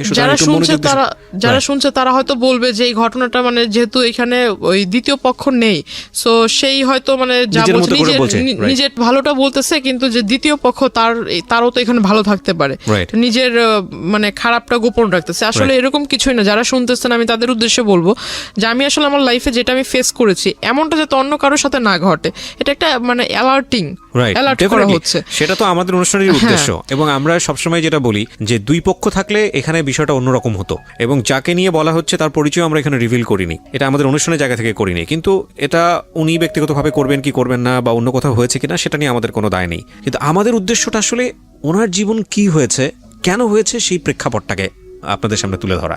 কাউকে হেয় করা, কাউকে নিয়ে আলোচনা সমালোচনা করা আমাদের উদ্দেশ্য না। এবং দিন শেষে আপনার জীবনটা যাতে এরকম না হয় সেজন্য আপনি কি স্টেপটা নেবেন সেই লার্নিংটা দেওয়া। ওকে, সো আমরা এইভাবে আগাতে চাই। জি, তারপর কি হলো? বাসায় আসলো। হ্যাঁ, সে বাসায় আসলো। তো বাসায় এসে ঢুকে মানে আমার মাকে মানে প্রথমেই আমার মার পায়ে ধরে মানে সালাম করে ফেলছে। আপনার মায়ের বয়স ওনার বয়সের চেয়ে কম হবে? আমার ওনার মেয়ের বয়সের মেবি আমার মা। তো যাই হোক, আমার মার পায়ে ধরে সালাম করে ফেলছে। তো আমার মা মানে এমনিতে একটু রাগী, কারণ পুরুষ মানুষের সামনে সে আসে না। তো আমার মা খুব রেগে গেছে, মানে যে আপনার আমাদের ওখানে বলে শলা, আসলে এটা বলা ঠিক হবে কিনা জানি না, তবু যেটা ঘটেছে আমি বলি। তো আমার মা আসলে শলা নিয়ে আসছে হাতে করে, মানে খুব রেগে গেছে যে আমার পায়ে টাচ করলো কেন এই লোক। তার মানে জানতো যেহেতু আগে থেকে, সুতরাং আপনার মা, না, আমার মাকে তো আমি ছবি টবি আগেই দেখাইছি, আর সেই লোক চলে আসছে। আর আমি ততক্ষণ অবধি মানে নানার কাছ থেকে শুনছি অন্য ঘরে, মানে মাত্র গোসল করে এসে ঘরে ঢুকছে, আর ওই টাইমে বাইরে থেকে কিন্তু সাউন্ড পেয়েছে, সে বলতেছে আমি আসছি। এইটা শুনে মানে একটু মনের ভিতরে যেটা ধুক ধুক করতেছে আমার। আমি বলতেছি যে এই লোক যদি এখন বাড়িতে মানে আগে পরে সবকিছু বলে, আমি তো আসলে লেখাপড়াটা বুঝি আজকেই আমার শেষ, আর যাইতে পারবো না। আমার মাথা একদম বই টই সব একদম পুড়ে ফেলবে। তো আমি অন্য ঘরে বসে শুধু চুপচাপ মানে ভাবতেছি যে আসলে কি বলবো। বাড়ির লোকের কাছে যখন এই লোকটা তার মতো করে বলবে, বাড়ির লোক আমাকে যখন জিজ্ঞাসা করবে, আমি তখন কি করব। তখন ওই লোকের সামনে আমার মা শলা নিয়ে আসে, মানে তাকে দেখাইতেছে শলা দিয়ে বাড়ি মারবে, মানে ঝাঁটা।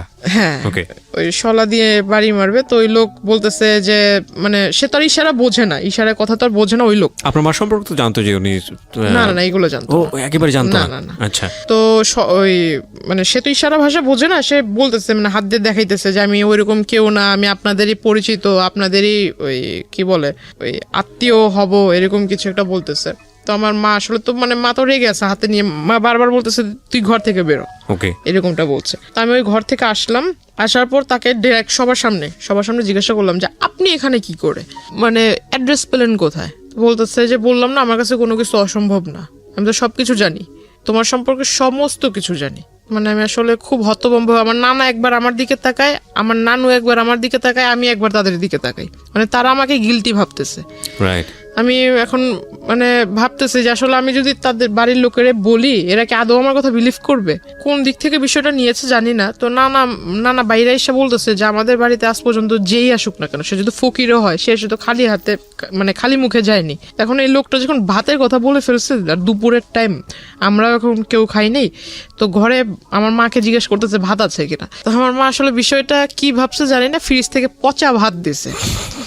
আর তখন ফ্রিজ যে খুলছে, ফ্রিজের ভিতরে যে মাংস টাংস আছে, এইটার সেন্ট আবার উনি পাইছে, যেহেতু খাটে বসা ছিল, উনি সেন্ট পাইছে যে ফ্রিজের ভিতরে মাংস আছে, কিন্তু অথচ আমাকে পচা ভাত দিছে। তখন উনি বলতেছে যে আমাকে ওই কাঁচামরিচ দেন অনেকগুলা, আর পেঁয়াজ দেন। তো আমার মা ওই পেঁয়াজ টেয়াজ ছুলে টুলে নেই, ওইভাবে আইনা একদম তার খাটের ভিতরে ফেইকা মারছে। তো সে আসলে দেখলাম মানুষ নির্লজ্জ হলে কতটুকু নির্লজ্জ হতে পারে, মানে বলা নাই কওয়া নাই, সে হুট করে একজনের বাসায় আসলো, সে নিজে থেকে ভাত চাইলো, ভাত মানে তাকে যে মানুষ এতটা মানে তাকে দেখে এতটা খারাপ বিহেভ করতেছে, তারপর সে উঠে যাচ্ছে না, সে ওখানে বসে আছে, সে ওই ভাতগুলো খেয়েছে। খাওয়ার পর আমার নানাকে বলতেছে ভাই একটা কাগজ থাকলে কাগজ আমাকে দেন।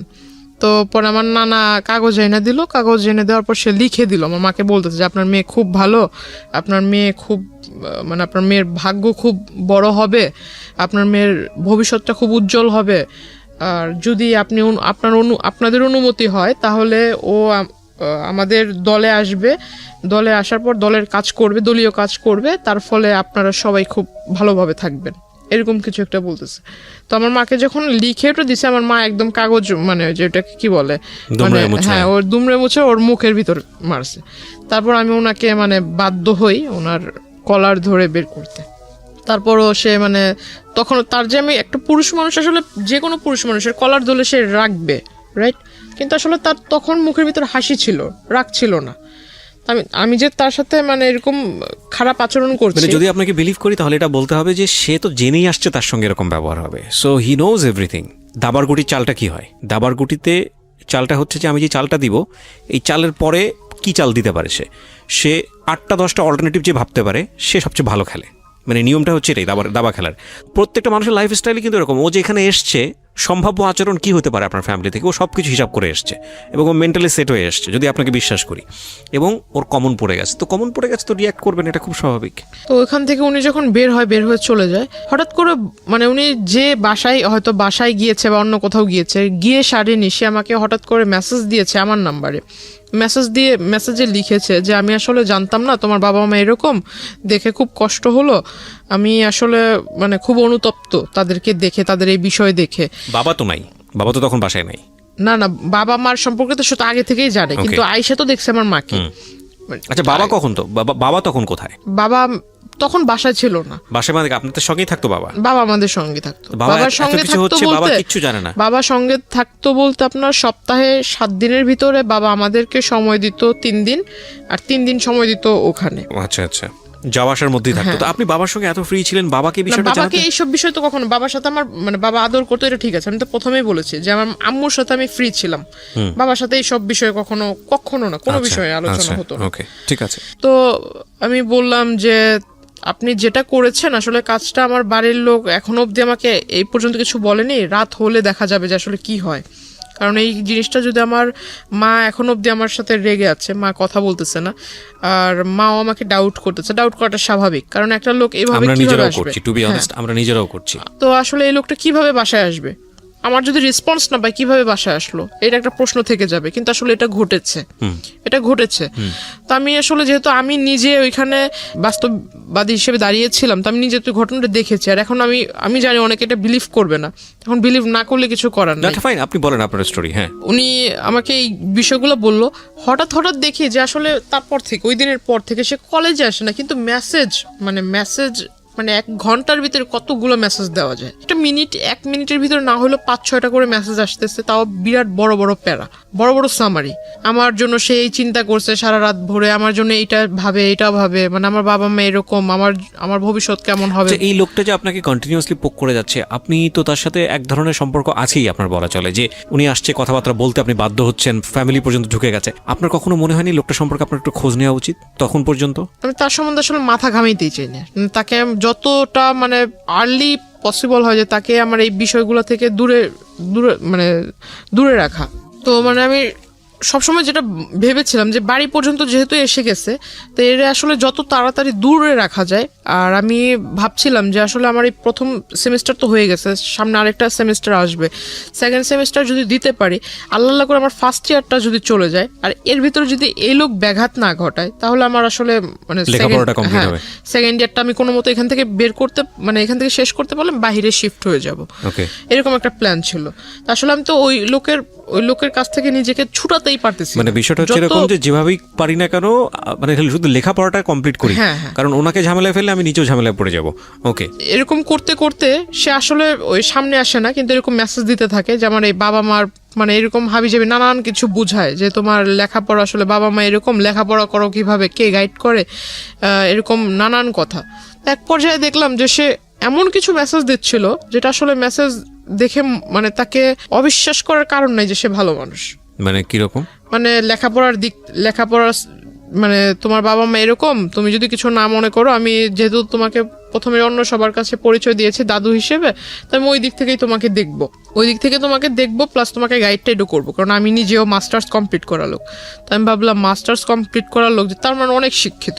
তারপর সে আমাকে বারবার মানে মেসেজ করতো যে তুমি সামনে যেহেতু SSC এক্সামিনার, তো আমি তোমাকে কিছু বই, টেস্ট পেপার, মডেল কোশ্চেন ভালো যেখান থেকে মানে একদম কমন পড়ার চান্স আছে, এগুলা তুমি পড়লে একদম মানে 100 না পাইলেও 99 পাবা, এরকম একটা তার কথাবার্তা ছিল। তো আসলে সে আমাকে ওই বইটই এনেও দিছে। বইটই এনে দিছে বলতে মানে 3 থেকে 4টা বই এনে দিছিল। তো আসলে তখনই আমি বুঝতে পারলাম যে হয়তো লোকটা আসলে এতদিন যাই করছে, যেহেতু বইয়ের লেখাপড়ার বিষয়ে সে কথা বলতেছে, হয়তো ভালো মানুষ।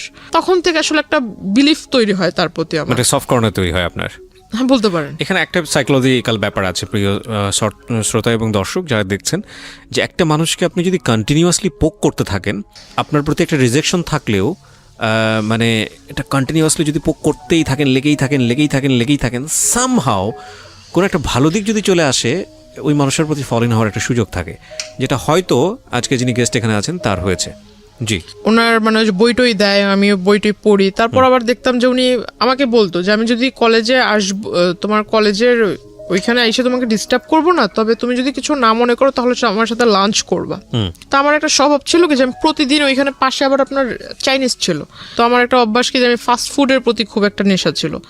তো আমি ওই চাইনিজে ঢুকে একলাই এক টেবিলে বসতাম, যেগুলো মানে যে স্টুডেন্ট যে অফারগুলো ছিল এগুলো আমি নিয়ে মানে একাই টেবিলের ভিতরে বসে খাইতাম, প্লাস ছবি তুলতাম।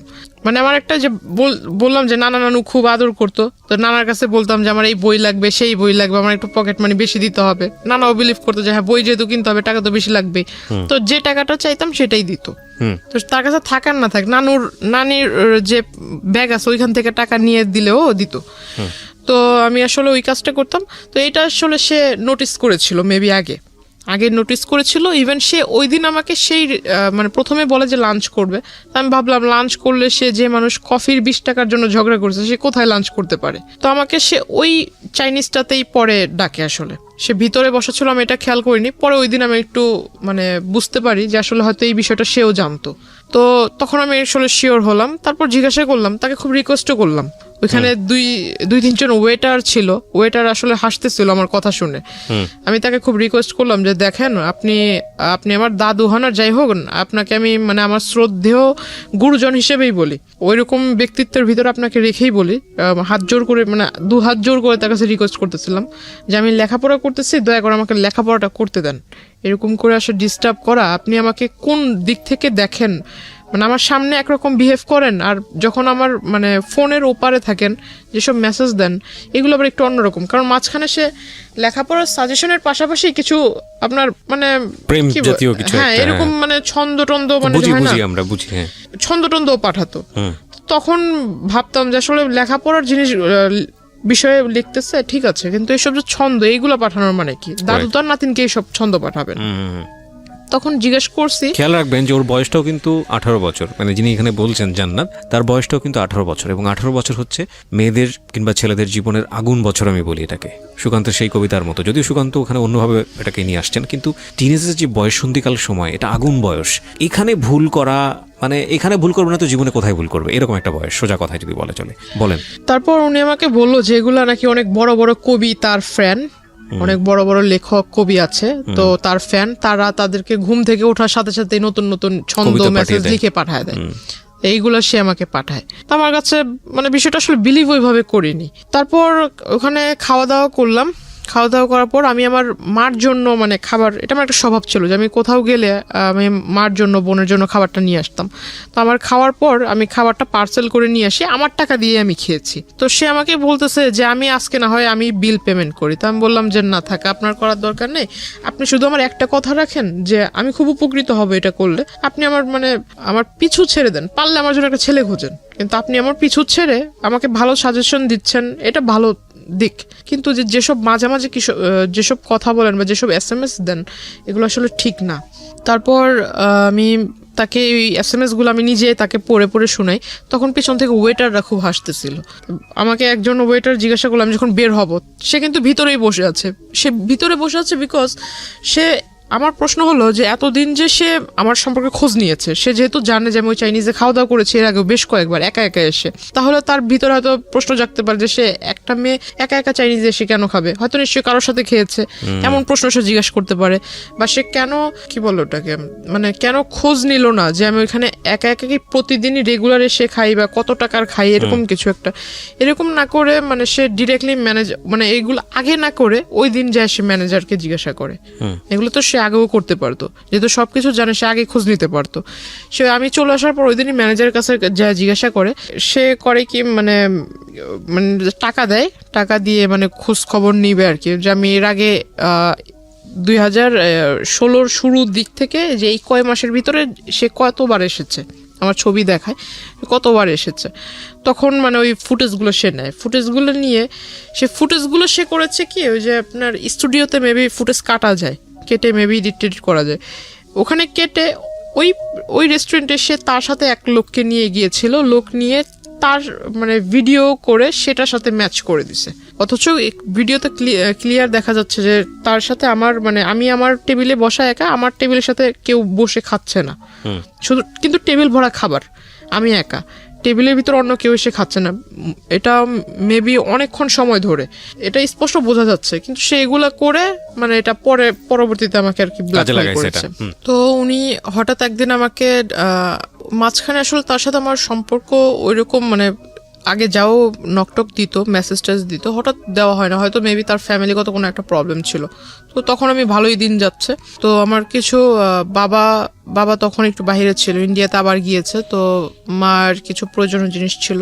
তো তখন আবার বাড়িতে হয়েছিল কি যে আমার নানুর সাথে আম্মুর একটু কথা কাটাকাটি হয়েছে। তো আমি একটু খুব জেদি ছিলাম যে এত বছর ধরে আম্মু এখানে আছে, আম্মুকে এত ভালোবাসো, তাহলে আবার এত কথা কেন বলবা। খুব রাগ হয়েছে। তো আমি করেছিলাম কি, পাশের মানে 2-3 বাসা পরে পাশের বাড়িতে এক আত্মীয়র বাসাতে রুম ভাড়া দিত। তো আমি আম্মুকে নিয়ে ওখানেই যাই, ফার্স্ট ওখানেই গেলাম। তো যাওয়ার পর ওখানে কিছুদিন রইলাম। তো এখন আম্মু বলতেছে যে অনেক জিনিস কমতি আছে, এগুলো লাগবে। তো আমি বললাম যে ঠিক আছে, তা আমি নিজেই যাব। তো আম্মু বলতেছে যে তাহলে তুমি কিভাবে আনবে? তো আমি বললাম না, আমি একজন নিয়ে যাব সাথে করে, কারণ নৌকাওয়ালা হোক বা রিক্সাওয়ালা হোক, এদেরকে দিয়ে নিয়ে আসবো। তো ওখানে গেলাম। এই মানে কথাটা আসলে হয় কোনো নৌকাওয়ালাই লিক করেছে নাকি আমার এলাকা থেকে কোনো লোক লিক করেছে, আমি জানি না। পরে আসলে হঠাৎ মানে আমি নদীটা ক্রস করেও সারিনি, মাত্র রিক্সা রিক্সা নিয়ে একটুখানি ঢালের মানে ওই রোডের একটু ঢালে উঠেছি, তখনই মানে সে আইসা এরকম রিক্সা থামাইছে। মানে একদম ওই বিয়ের সময় যে পাঞ্জাবিগুলো আর কি পরে, এরকম লাল পাঞ্জাবি টাঞ্জাবি পরে আসছে, মাথায় টুপি দিয়ে আসছে। তো তাকে দেখে মনে হচ্ছে একটা যে রাস্তায় ভিক্ষা করে না অনেক মানুষ, মাথায় টুপি দিয়ে এরকম একটা লুক নিয়ে আসছে সে। তো আসলে আমি তাকে দেখে অবাক হই। সে আমাকে বলতেছে যে তোমার সাথে একটু কথা ছিল, তোমাকে আমি আর কোনোদিন ডিস্টার্ব করবো না, মানে একদম শেষ একটা কথা বলবো, সেটা আসলে এই পরিবেশে বলা যাবে না, একটা সুন্দর পবিত্র পরিবেশে তোমাকে আমি নিব। তো আমি বললাম পবিত্র পরিবেশ আবার কোনটাকে বলে? তো বলতেছে না, একটা ভালো জায়গায়, ওইটা তোমার একটা দরগা টাইপের পাশেই, তো রাস্তার পাশেই আবার টিম্বার ছিল, অনেকগুলা কাঠের দোকান ছিল, ভিতরে একটা ছোট্ট একটা ঘরের মতো, ভিতরে যে আপনার মাজার দরগা এগুলা ওইটার ভিতরে নিল। ওখানে তার আগে থেকে তার পরিচিত লোক বসা। দ্যাট মিন সে এতদিনে যে আমার সাথে কানেক্টেড ছিল না, এই গ্যাপটাতে সে করেছে কি, আপনার যে নোটারি পাবলিক বলে যে কাগজগুলা, এই কাগজগুলা তৈরি করেছে। প্লাস আমি আপনাকে যে পেপারসগুলো দেখিয়েছি যে আমাদের নামে সে অনেকগুলো মামলা করেছে, মানে আমার হয়ে আমাদের নামে মামলা করেছে, মানে আমি আমার ফ্যামিলির নামে মাদকের মামলা করেছি। এটা পেপারস আমি আপনাকে দেখিয়েছিলাম। সেই বিষয়টা সে এই পেপারস রেডি একসাথে প্রিন্ট করে রাখছে। তো এখন আমি যতটুকু বুঝতাম যে শাপলা, মানে হলুদ পেপারের উপরে শাপলা টাপলা ছাপানো, এর মানে কি দলিল, এতে বোঝা যায়। এখন ওখানে লেখাগুলো যে আমি মানে প্রথমে তো ভিতরে আমি যাই, সবার সামনে বলতেছে যে এখানে দুজনে নামাজ পড়বো একসাথে, নামাজ টামাজ পড়ে মোনাজাত নিয়ে তুমি এই পেপারসে সাইন করবা। আমি বললাম পেপারসে সাইন করবো, মামার বাড়ির আবদার নাকি? এটা মুখের কথা। আপনি আমাকে বলবেন আমি পেপারসে সাইন করে দেবো, আমি পেপারস পড়বো না? কিসের পেপারস? আর পেপারসে সাইনই বা করার কথা আসতেছে কেন? তো বলতেছে আমি তোমাকে বিয়ে করবো, এই মুহূর্তে করবো। তা আমি বললাম যে আমার বয়স হয়েছে বিয়ে করার। তো বলতেছে না, আমি এত কিছু বুঝি না, তোমার বয়স, তুমি এসএসসি এক্সামিনার, তোমার নাকি বয়স না হয়েছে, তোমার তো 21 চলে মিনিমাম। তো আসলে সে আমার বয়সটা ধরেছিল সার্টিফিকেট অনুযায়ী। ও হ্যাঁ, সে আমাকে এই বিষয়টাতে, মানে যে বিয়েটার যে বিষয়টা আসলো, এর আগে সে করেছে কি, আমার ওই যে তার রাজনৈতিক যে প্রেক্ষাপট, সেখানে সে আমাকে পোস্ট দিবে, এটা সেটা দিবে, আমি বুঝি না তাতে কি হয়েছে। সে আমাকে যে পোস্টটা দিবে, এই পোস্টার ফলে আমি নানান জায়গায় ভিজিট করব, সেখান থেকে অনেক নলেজ আয়ত্ত করতে পারবো, তার ফলে আমি মানে একটা ভালো রাজনৈতিক দলের কর্মী হিসেবে গ্রহণযোগ্য হব।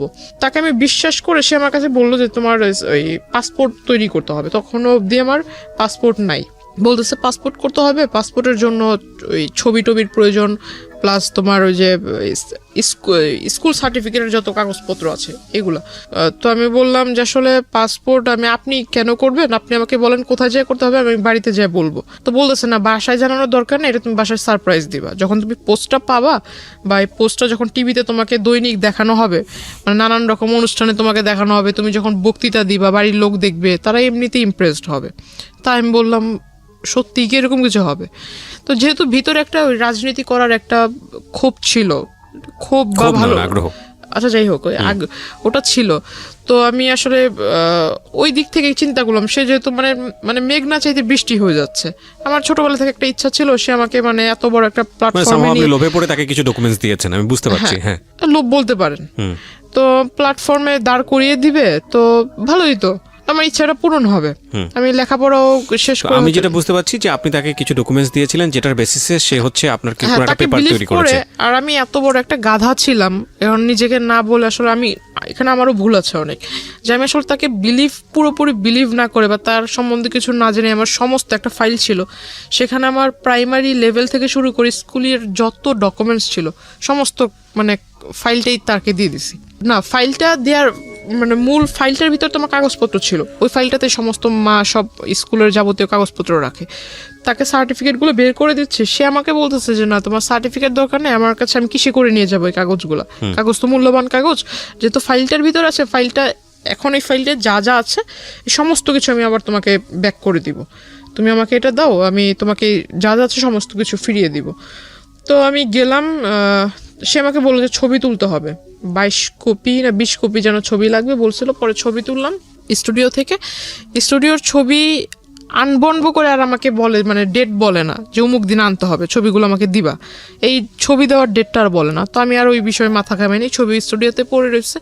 সে ওই সার্টিফিকেটের ফটোকপির সাথে ফটোকপি আর ওই আপনার ওই ফটোকপির ডেট দিয়ে সে আর কি বলে যে আমি বিয়ের বয়স আমার হয়েছে, কারণ সার্টিফিকেট আমার 4 বছর বয়সে মেবি আমাকে স্কুলে ভর্তি করা হয়, আমাকে বয়সটা বাড়িয়ে দিছিল কারণ আমার গ্রোথের কারণে চাইলো আপনাকে। তারপর কি করলেন? সার্টিফিকেটের অনুযায়ী সে আমাকে ওই বয়সটা দেখায় বেশি। সে আমাকে যখন বিয়ের প্রস্তাবটা দেয় সবার সামনে যখন দেয়, আমি মনে করেছিলাম যে দরগাতে মাজারে তো অনেক মানুষই যাতায়াত করে, কিন্তু আসলে ওইখানে যারা যারা ছিল সবাই যে তার পরিচিত এটা আমি জানতাম না। সে হঠাৎ করে আমি যখন না করি যে না আমি সাইন করব না, আর বিয়ে তো প্রশ্ন আসে না, আর আপনাকে আমি বিয়ে করব, আর যদি বিয়ে করিও তাহলে তো আমার বাড়ির লোককে জানাতে হবে। তারপর সে আমাকে বললো এই কথা, বলার পর আমি বললাম যে না আমার যেহেতু বাবা মা জন্ম দিয়েছে, জন্ম দেওয়ার যেহেতু তারা জন্ম দিয়েছে বড় করেছে, এখন আমি তার বিয়েটা তো তাদের ছাড়া করব না, আমি বিষয়টা আসলে তাদেরকে জানাবো, একদিনের সময় আমাকে দেন, আপনি একদিনের সময় দেন, আমি এটা বাসায় যা বলবো, তারপর কালকে আগামীকাল মানে তার মূলত তার ওইখান থেকে আমার চলে আসা দিয়ে কথা। তো সে করে কি আসলে উপরে মানে সে হয়তো বুঝতে পারে যে আমি বের হতে চাচ্ছি, সে উপরে দাঁড়িয়ে মানে আমি তো বসা, সে উপরে দাঁড়িয়ে মানে খুব খুব মানে হিট কি বলে এটা, খুব হাইলি আমাকে একটা পাঞ্চ করে মুখের ভিতরে, আর তার একটা ঘুষিতেই আমার এখান দিয়ে ফেটে যায়, রক্ত বের হয়। তারপর সে তার হাতে মেবি ধারালো কিছু ছিল, আবার এইখানে মানে এভাবে মানে টান দিতে গিয়ে এখানে নাকের পুরো মাংসটা উঠে আসছিল। আমি আসলে খুব জোরে ব্যথা পেয়েছিলাম, খুব হাউমাউ করে কান্না করতেছিলাম। তো আসলে পাশে যারা ছিল তারা মিনিটের জন্য আমাকে ধরেনি বা ওই লোকটাকে বলেনি যে তুমি এটা করতেছো কেন, এটা আসলে জিজ্ঞাসা করেনি। তখন আস্তে আস্তে ওরা করতেছে কি বাইরে চলে যাচ্ছে, তখন বুঝতে পারলাম যে হয়তো ওরই পরিচিত লোক, নয়তো কিছু বলবে না কেন। তো ওইখানে একটা মহিলা ছিল, আমি তাকে বললাম দেখেন আমি আসলে তাকে মানে ওইভাবে চিনি না, কিছুদিন ধরে চিনি, কিন্তু সে আমাকে জোর করে বিয়ে করবে এটা তো হয় না, আর আপনাদের এখানে এইগুলো ঘটতেছে আপনারা কিছু বলতেছেন না কেন। তো ওই মহিলার ওইখান থেকে সে ও করে কি আমাকে নিয়ে বের হয়ে যায়, বের হয়ে আমার এখান থেকে রক্ত বের হইতেছে, সে আমাকে রাস্তাটা টেনে নিয়ে যাচ্ছে। এক লোক জিজ্ঞাসা করতেছে যে মেয়ের মুখ থেকে রক্ত বের হচ্ছে, মাংস এখান থেকে ফেটে গেছে, আপনি মানে ওকে এইভাবে টেনে নিচ্ছেন কেন? সে বলতেছে আমার মেয়ে আরেকজনের সাথে ভেগে যাচ্ছিল, ওরে ধরে নিয়ে আসছি, তোরে মারবো না কি করব। সে মানুষের কাছে ওটা বলতেছে। সে যখন বলছে যে লোকটা জিজ্ঞাসা করছে সেই লোকটার আর বলার কিছু ছিল না, সে আমাকে নিয়ে গেল তারই পরিচিত এক। তো আপনি কিছু বললেন না কেন তখন? তখন আমি আসলে কিছুই বলিনি, এটা না বলার হয় মানে তখন, কিন্তু আমার মনে আছে যে আমি তখন কান্না করতেছিলাম খুব। Something fishy. আমি প্রথম কথা হচ্ছে যে আপনি গল্পটা যেভাবে বলছেন তাতে মানুষের অনেক প্রশ্ন তৈরি হবে, যেটা আমারও হচ্ছে। একটা মানুষকে আপনি প্রথম থেকেই বলছেন পছন্দ করেন না, যে মানুষটাকে আপনি পছন্দ করেন না সেই মানুষটা এত দূর যেতে পারে না, এটা একদম জেনারেল পারসেপশন। সেই মানুষটাকে আপনাকে মাজারে নিয়ে যাবে, সেই মানুষটা আপনার বাসায় ঢুকে যাচ্ছে, সেই মানুষটা আপনাকে সাজেশন দিচ্ছে, সেই মানুষটাকে আপনি আবার হচ্ছে আপনার ডকুমেন্টস সব কিছু দিয়ে দিচ্ছেন না। This is really unbelievable. এটা আমার কাছে পুরোটাই অবিশ্বাস্য মনে হচ্ছে। একটা জায়গা থেকে কোনো না কোনোভাবে আপনি ওনার প্রতি কোনো না কোনো দিক থেকে ফল ইন ছিলেন, নইলে এটা তার প্রতি দুর্বল তো ছিলাম যে আপনার লেখাপড়ার যে সাজেশনটা দিত ওই দিক থেকে তাকে রেসপেক্ট মানে যদি আমি বলি তালিবাজার বিষয়টা, তাহলে আমার মনে হয় এখানেও আপনার কোনো অবদান আছে। আমি জানি না, আমি আরো সামনের দিকে যেতে চাই, পুরো গল্পটা আমি নিয়ে আসতে চাই। জি বলুন। তারপর তারপর সে আমাকে মানে ওই জায়গায় অফিসটাতে নিয়ে গেল। অফিসে নিয়ে যাওয়ার পর সে আমাকে বললো যে তোমার এখানে তুমি সিগনেচার করবে, তো তোমাকে তো ওইখানে সবার সামনে মাত্র 2টা আঘাত করেছে, এর থেকেও বেশি কিছু করতে পারি, তো তুমি এখানে সিগনেচার করো। তখন আমি আসলে বললাম যে আপনি আমাকে একদিনের সময় দেন, আমি বাসায় যাই বিষয়টা ডিসকাস করি। তো সে আমাকে বলতেছে যে তুমি এই অবস্থায় বাসায় যাবার আমাকে পুলিশ কেসের ভিতরে ঝামেলার ভিতরে ফেলবা, আমি কি এতই কি বোকা নাকি, তোমাকে এই অবস্থায় ছেড়ে দিব। পরে সে আমাকে ওই এটা কি বলে যে মানে তার ফোনের ভিতরে ছিল আপনার কিছু যে সফটওয়্যার দিয়ে মেবি আমার পিকচারকে সে নেগেট করেছিল, কিছু পিকচার সফটওয়্যার দিয়ে। তো আসলে সফটওয়্যার দিয়ে এটা আসলে আমারই পিকচার ছিল না অন্য কারো পিকচার ছিল সেটা জানি, কিন্তু বডির ভিতর আমার মাথাটাই ছিল, বডি টোটালি ওপেন ছিল, বাট মাথাটা আমার ফেসে একদম স্পষ্ট দেখা যাচ্ছে। তো আমি আসলে খুব একটা মানে বিভ্রান্তকর পরিস্থিতি হয়ে যায় আমার জন্য। আমার মনে হয় ওই পরিস্থিতি আমি যেটা করেছি, যে আসলে আমাকে সে যেভাবে বলছিল যে তুমি যদি এটা না করো তাহলে আমি যাই ওখানে বলবো, তোমাদের বাড়িতে সমস্ত কিছু বলবো, বলার পর তুমি আর মানে তোমার ফ্যামিলিও তোমার সাপোর্টে থাকবে না, তোমার জন্য কেউ পাশে আসবে না, তখন ঘুরে ফিরে তুমি নিজের থেকে আমার কাছে চলে আসবা, আমার কিছু করতে হবে না, তুমি নিজেই আসবা। তা আমি বললাম যে না, আমার আগে আমি বাসায় যেতে চাই, আমাকে ছাড়েন আপনি। তো বলতেছে বাসাতে তুমি যাবা, আমিও তো যাইতে দিব, আগে সাইনটা করে যাও। তা আসলে আমার জন্য ওটা আমার মনে হয়, আমি জানি না অন্য কেউ আমার জায়গায় থাকলে কি করতো, কিন্তু আমার তখন মাথায় ছিল যে আমি আসলে এর কাছ থেকে মূলত এখান থেকে বের হয়ে নেই, বের হয়ে বাসায় যে আজকে সমস্ত কিছু মানে একদম প্রথম থেকে সমস্ত কিছু বাসায় শেয়ার করব, তারপর যদি স্কুল কলেজ বন্ধ হয়ে যায় যাক, তাতে আমার কিছু যায় আসে না। তখন আমি আসলে তার ওই যেহেতু 2বার প্রথমে হিট করেছিল, পরে আবার 3-4 বার না করার ফলে সে আরেকবার আমাকে একটা ঘুষি দেয় মুখের ভিতর, পরে এখানে একটু ফুলে যায়, মানে একদম কালো হয়ে গেছিল। ওই অফিসে যারা ছিল তারা তখন বলতেছে যে আপনি এখানে নিয়ে আসছেন ভালো কথা, আপনি আমাদের পরিচিত ভালো কথা, আপনি একটা মেয়েকে এনে আপনার মেয়ের বয়সের থেকেও ছোট তার গায়ে হাত তুলতেছেন, তো বলতেছে ওরা আর আমার বিষয় এটা। তখন আসলে সে আমাকে বলতেছে তুমি কি সাইন করবা, মানে তুমি কি বাসায় যেতে চাও আদৌ, নাকি তুমি চাও যে আমি তোমাকে এখান থেকে উঠায় নিয়ে যাই। আমি বললাম যে আমি বাসায় যাবো। তো বলতেছে যদি বাসায় যেতে চাও ভালো মানুষের মতো সাইন করে দাও। সাইনটা মানে কি বিয়ের কাগজে কাবিননামাতে সাইন? কাবিননামা আসলে সে আমাকে জাস্ট উপরে, আমি যখন পড়তে যেহেতু কাগজে সাইন করবো তাকে জিজ্ঞাসা করলাম যে কাগজে তো আর এমনি এমনি সাইন করবো না, তো আমি একটু পড়ে নেই কি কি লেখা আছে, আমার তো পড়ার দরকার আছে। তো আসলে সে আমাকে পড়তে দিচ্ছিল না, সে শুধু বললো যে সাইন করার যে দাগটা থাকে সেখানে আবার নিচে দেখলাম যে সাক্ষীটা কে লেখা ছিল। আমি তাকে জিজ্ঞাসা করলাম যে বিয়ে তো সাধারণত কাজী সাহেবরা পড়ায়, তো এখানে তো কোনো কাজই নেই, কিছু নেই, এটা কিভাবে বিয়ে হচ্ছে? তো বলতেছে না, এটা সব কোর্টের মাধ্যমে বিয়ে হচ্ছে। আমি কোর্ট থেকে সমস্ত কাগজ নিয়ে আসছি, দ্যাট মিন সে নিজেই অনেক লোকের স্বাক্ষর সে নিজেই দিয়ে দিছে। পরে যখন সে আমাকে বললো, তারপর আমি মনে হয়েছে যে আমি বাসায় চলে যাব, আর এই সাইনটা যদি না দেয় তাহলে তো সে আমাকে বাসায় যেতে দিবে না। আমি আসলে তখন সাইনটা করি। আচ্ছা, সাইনটা করার পর সে শুধু মানে সবচেয়ে খারাপ লাগছিল যে সে আমাকে দেখতে দিচ্ছিল না, লেখাগুলো দেখতে দিচ্ছিল না, শুধু আমাকে শুধুমাত্র সাইন করার যে জায়গাটা ওই জায়গাটাই দেখতে দিচ্ছে। আর আরেকটা জিনিস দেখাইছে, সেটা হলো যে জায়গায় ছবি থাকে, দুজনের ছবি থাকে, সেখানে আমি দেখলাম যে সেখানে আমার কোনো ছবি না, ফেসবুক থেকে ডাউনলোড করে মানে একটা ছবি ডাউনলোড করে সেটাকে সে বের করছে, সাথে করে সেই নিয়ে আসছে ছবি, সেই সাথে করে ছবি নিয়ে আসছে আমার ছবি, সে ওখানে আমার সামনে গ্লু দিয়ে লাগাই দিল। লাগাই দেওয়ার পর সে আমার সিগনেচার নিল, তারপর বললো যে ঠিক আছে এবার তুমি চলে যাও। বাসায় এসে সবাইকে বললাম, বলার পর সবাই আমাকে খুব মানে রাগারাগি করে, প্লাস মা অনেকগুলো চর থাপ্পড়ও মারে। তো মানে খুব কান্নাকাটি করতেছিলাম। তখন বাবা সিদ্ধান্ত নিল যে না, তোমার আর লেখাপড়া করার দরকার নেই। তো ওখান থেকে আমার কলেজ স্টপ হয়ে গেল। কত সালের ঘটনা এটা? 2016 সাল, মাত্র কয়েক বছর আগের ঘটনা। হ্যাঁ, আমার কলেজে যাওয়া বন্ধ হয়ে গেল, ইভেন আমার ফোনটাও আমার কাছ থেকে নিয়ে নেওয়া হলো। একটা দাওয়াত ছিল, বিয়ের অনুষ্ঠানের দাওয়াত, তো সেখানে আমি, আমার আম্মু, আমার ছোট বোন, আমরা 3জনই যাচ্ছিলাম সিএনজিতে করে। ওকে, সিএনজিতে করে যাওয়ার পথে হঠাৎ এটা আসলে সে তাকে হয়তো যদি কেউ নাই বলতো তাহলে তো সে তো জানতো না যে আমরা বের হব এখন। সে উনি করে কি যে আমাদের পিছন থেকে মানে গাড়িতে করে ফলো করে, উনি ফলো করার পর উনি ওইখান থেকে আমাকে নিয়ে যায়। আপনি যে বাসায় গিয়ে বলার পরে আপনার ফ্যামিলি থেকে লেখাপড়া বন্ধ করে দিল, বাট আপনি যে সাইন করেছেন এত কিছু হয়েছে এগুলো বলেছি। বলার পরে তারা কি স্টেপ নিল? তারা আমাকে মানে একটু বাড়ির লোক যা করে আর কি করেছে, গায়ে হাত তোলায়, সেটা আপনার উপর করেছে। কিন্তু এটা তো যেহেতু আপনি সাইন করে আসছেন, এটা তো তখন পুলিশকে ইনফর্ম করা উচিত ছিল। সেটা করা হয়েছিল না হয়নি? সেটা ওরকম কোনো কিছু করেনি। দেখেন, মানে একটা কথা আছে, মানে আমার প্রতি আসলে সবাই মানে এমন হচ্ছিল যেন আমি তাদের কোনো ফ্যামিলি মেম্বার না, আমাকে এমন ভাবে সবাই মনে করছিল যে আপনারই দোষ এটা। রাইট। আমাদের এই গল্পের যে বিন্যাস বা যেভাবে আপনি এখানে উপস্থাপন করেছেন, এখানে অনেক মানুষই আপনার দিকে সন্দেহের তীর তুলবেন, এটা তোলার যথেষ্ট যুক্তিও আছে, সেগুলো নিয়ে আমি শেষের দিকে কথা বলবো। তার আগে আমি একটু জানাতে চাই যে দেখেন ফলস কোথায় কোথায় হচ্ছে। ফ্যামিলিতে জানিয়েছে এরকম একটা ঘটনা ঘটে গেছে, আমি কিন্তু অনেকগুলো পেপারে সাইন করে এসেছি, তারপরে উচিত ছিল তাৎক্ষণিকভাবেই পুলিশের কাছে যাওয়া এবং গিয়ে এই ঘটনা বলা পুলিশকে, ওনারা কিন্তু সেটা করেননি। তখন পর্যন্ত ওনারা পুলিশ নিয়ে চিন্তা করেননি, কোর্ট নিয়ে চিন্তা করেননি। কিন্তু এই ধরনের ক্রেজিনেস যদি একটা মানুষ দেখায় কারোর প্রতি, তাহলে অবশ্যই প্রথমেই পুলিশকে সেটা ইনফর্ম করা উচিত। নইলে অনেকে মনে করতে পারে যে পুলিশের কাছে বলবো না, ফ্যামিলির এই প্রবলেমগুলো নিয়ে মানুষকে জানাবো না, শেষ পর্যন্ত ওই যে বলে না, যেটা প্রথমেই সমাধান হয়ে যেতে পারতো, শেষ পর্যন্ত এটা এত বড় হয়ে বাস্ট হয় যে শুধুমাত্র এটা ফ্যামিলি মেম্বার না, এটা পুরো দেশের লোকই জানে। রাইট নাও এই মেয়েটার ক্ষেত্রে এখন তাই হচ্ছে। তো এরপরে আপনি কি করলেন? কোথাও যাচ্ছিলেন বোধহয়, সিএনজি নিয়ে কিছু একটা। উনি আমাদের পিছনে ফলো করতেছিল। আমাদের বলতে আপনার সঙ্গে কে কে ছিল? আমি, আমার মা, আমার ছোট বোন। ওকে, তারপর তিনজনই যাচ্ছিলাম দাওয়াতে। তারপর তো পিছন থেকে উনি গাড়ি দিয়ে ফলো করছিল। তো ওনার সাথে আবার তিনজন ছেলেও ছিল, ইয়াং এজের। উনি গাড়িতে বসা ছিল। উনি হঠাৎ করে ওভারটেক মেবি বলে এটাকে, পিছন থেকে গাড়ির সামনে এসে দাঁড় করিয়ে দেয়। তো হঠাৎ করে সিএনজি ওয়ালা থামানোর পর ওই সিএনজি ওয়ালাকে ওই ছেলেরা আইসা বলতেছে যে ভিতরে আমাদের লোক আছে, ওরা মানে আমরা ওদের সাথে কথা বলবো।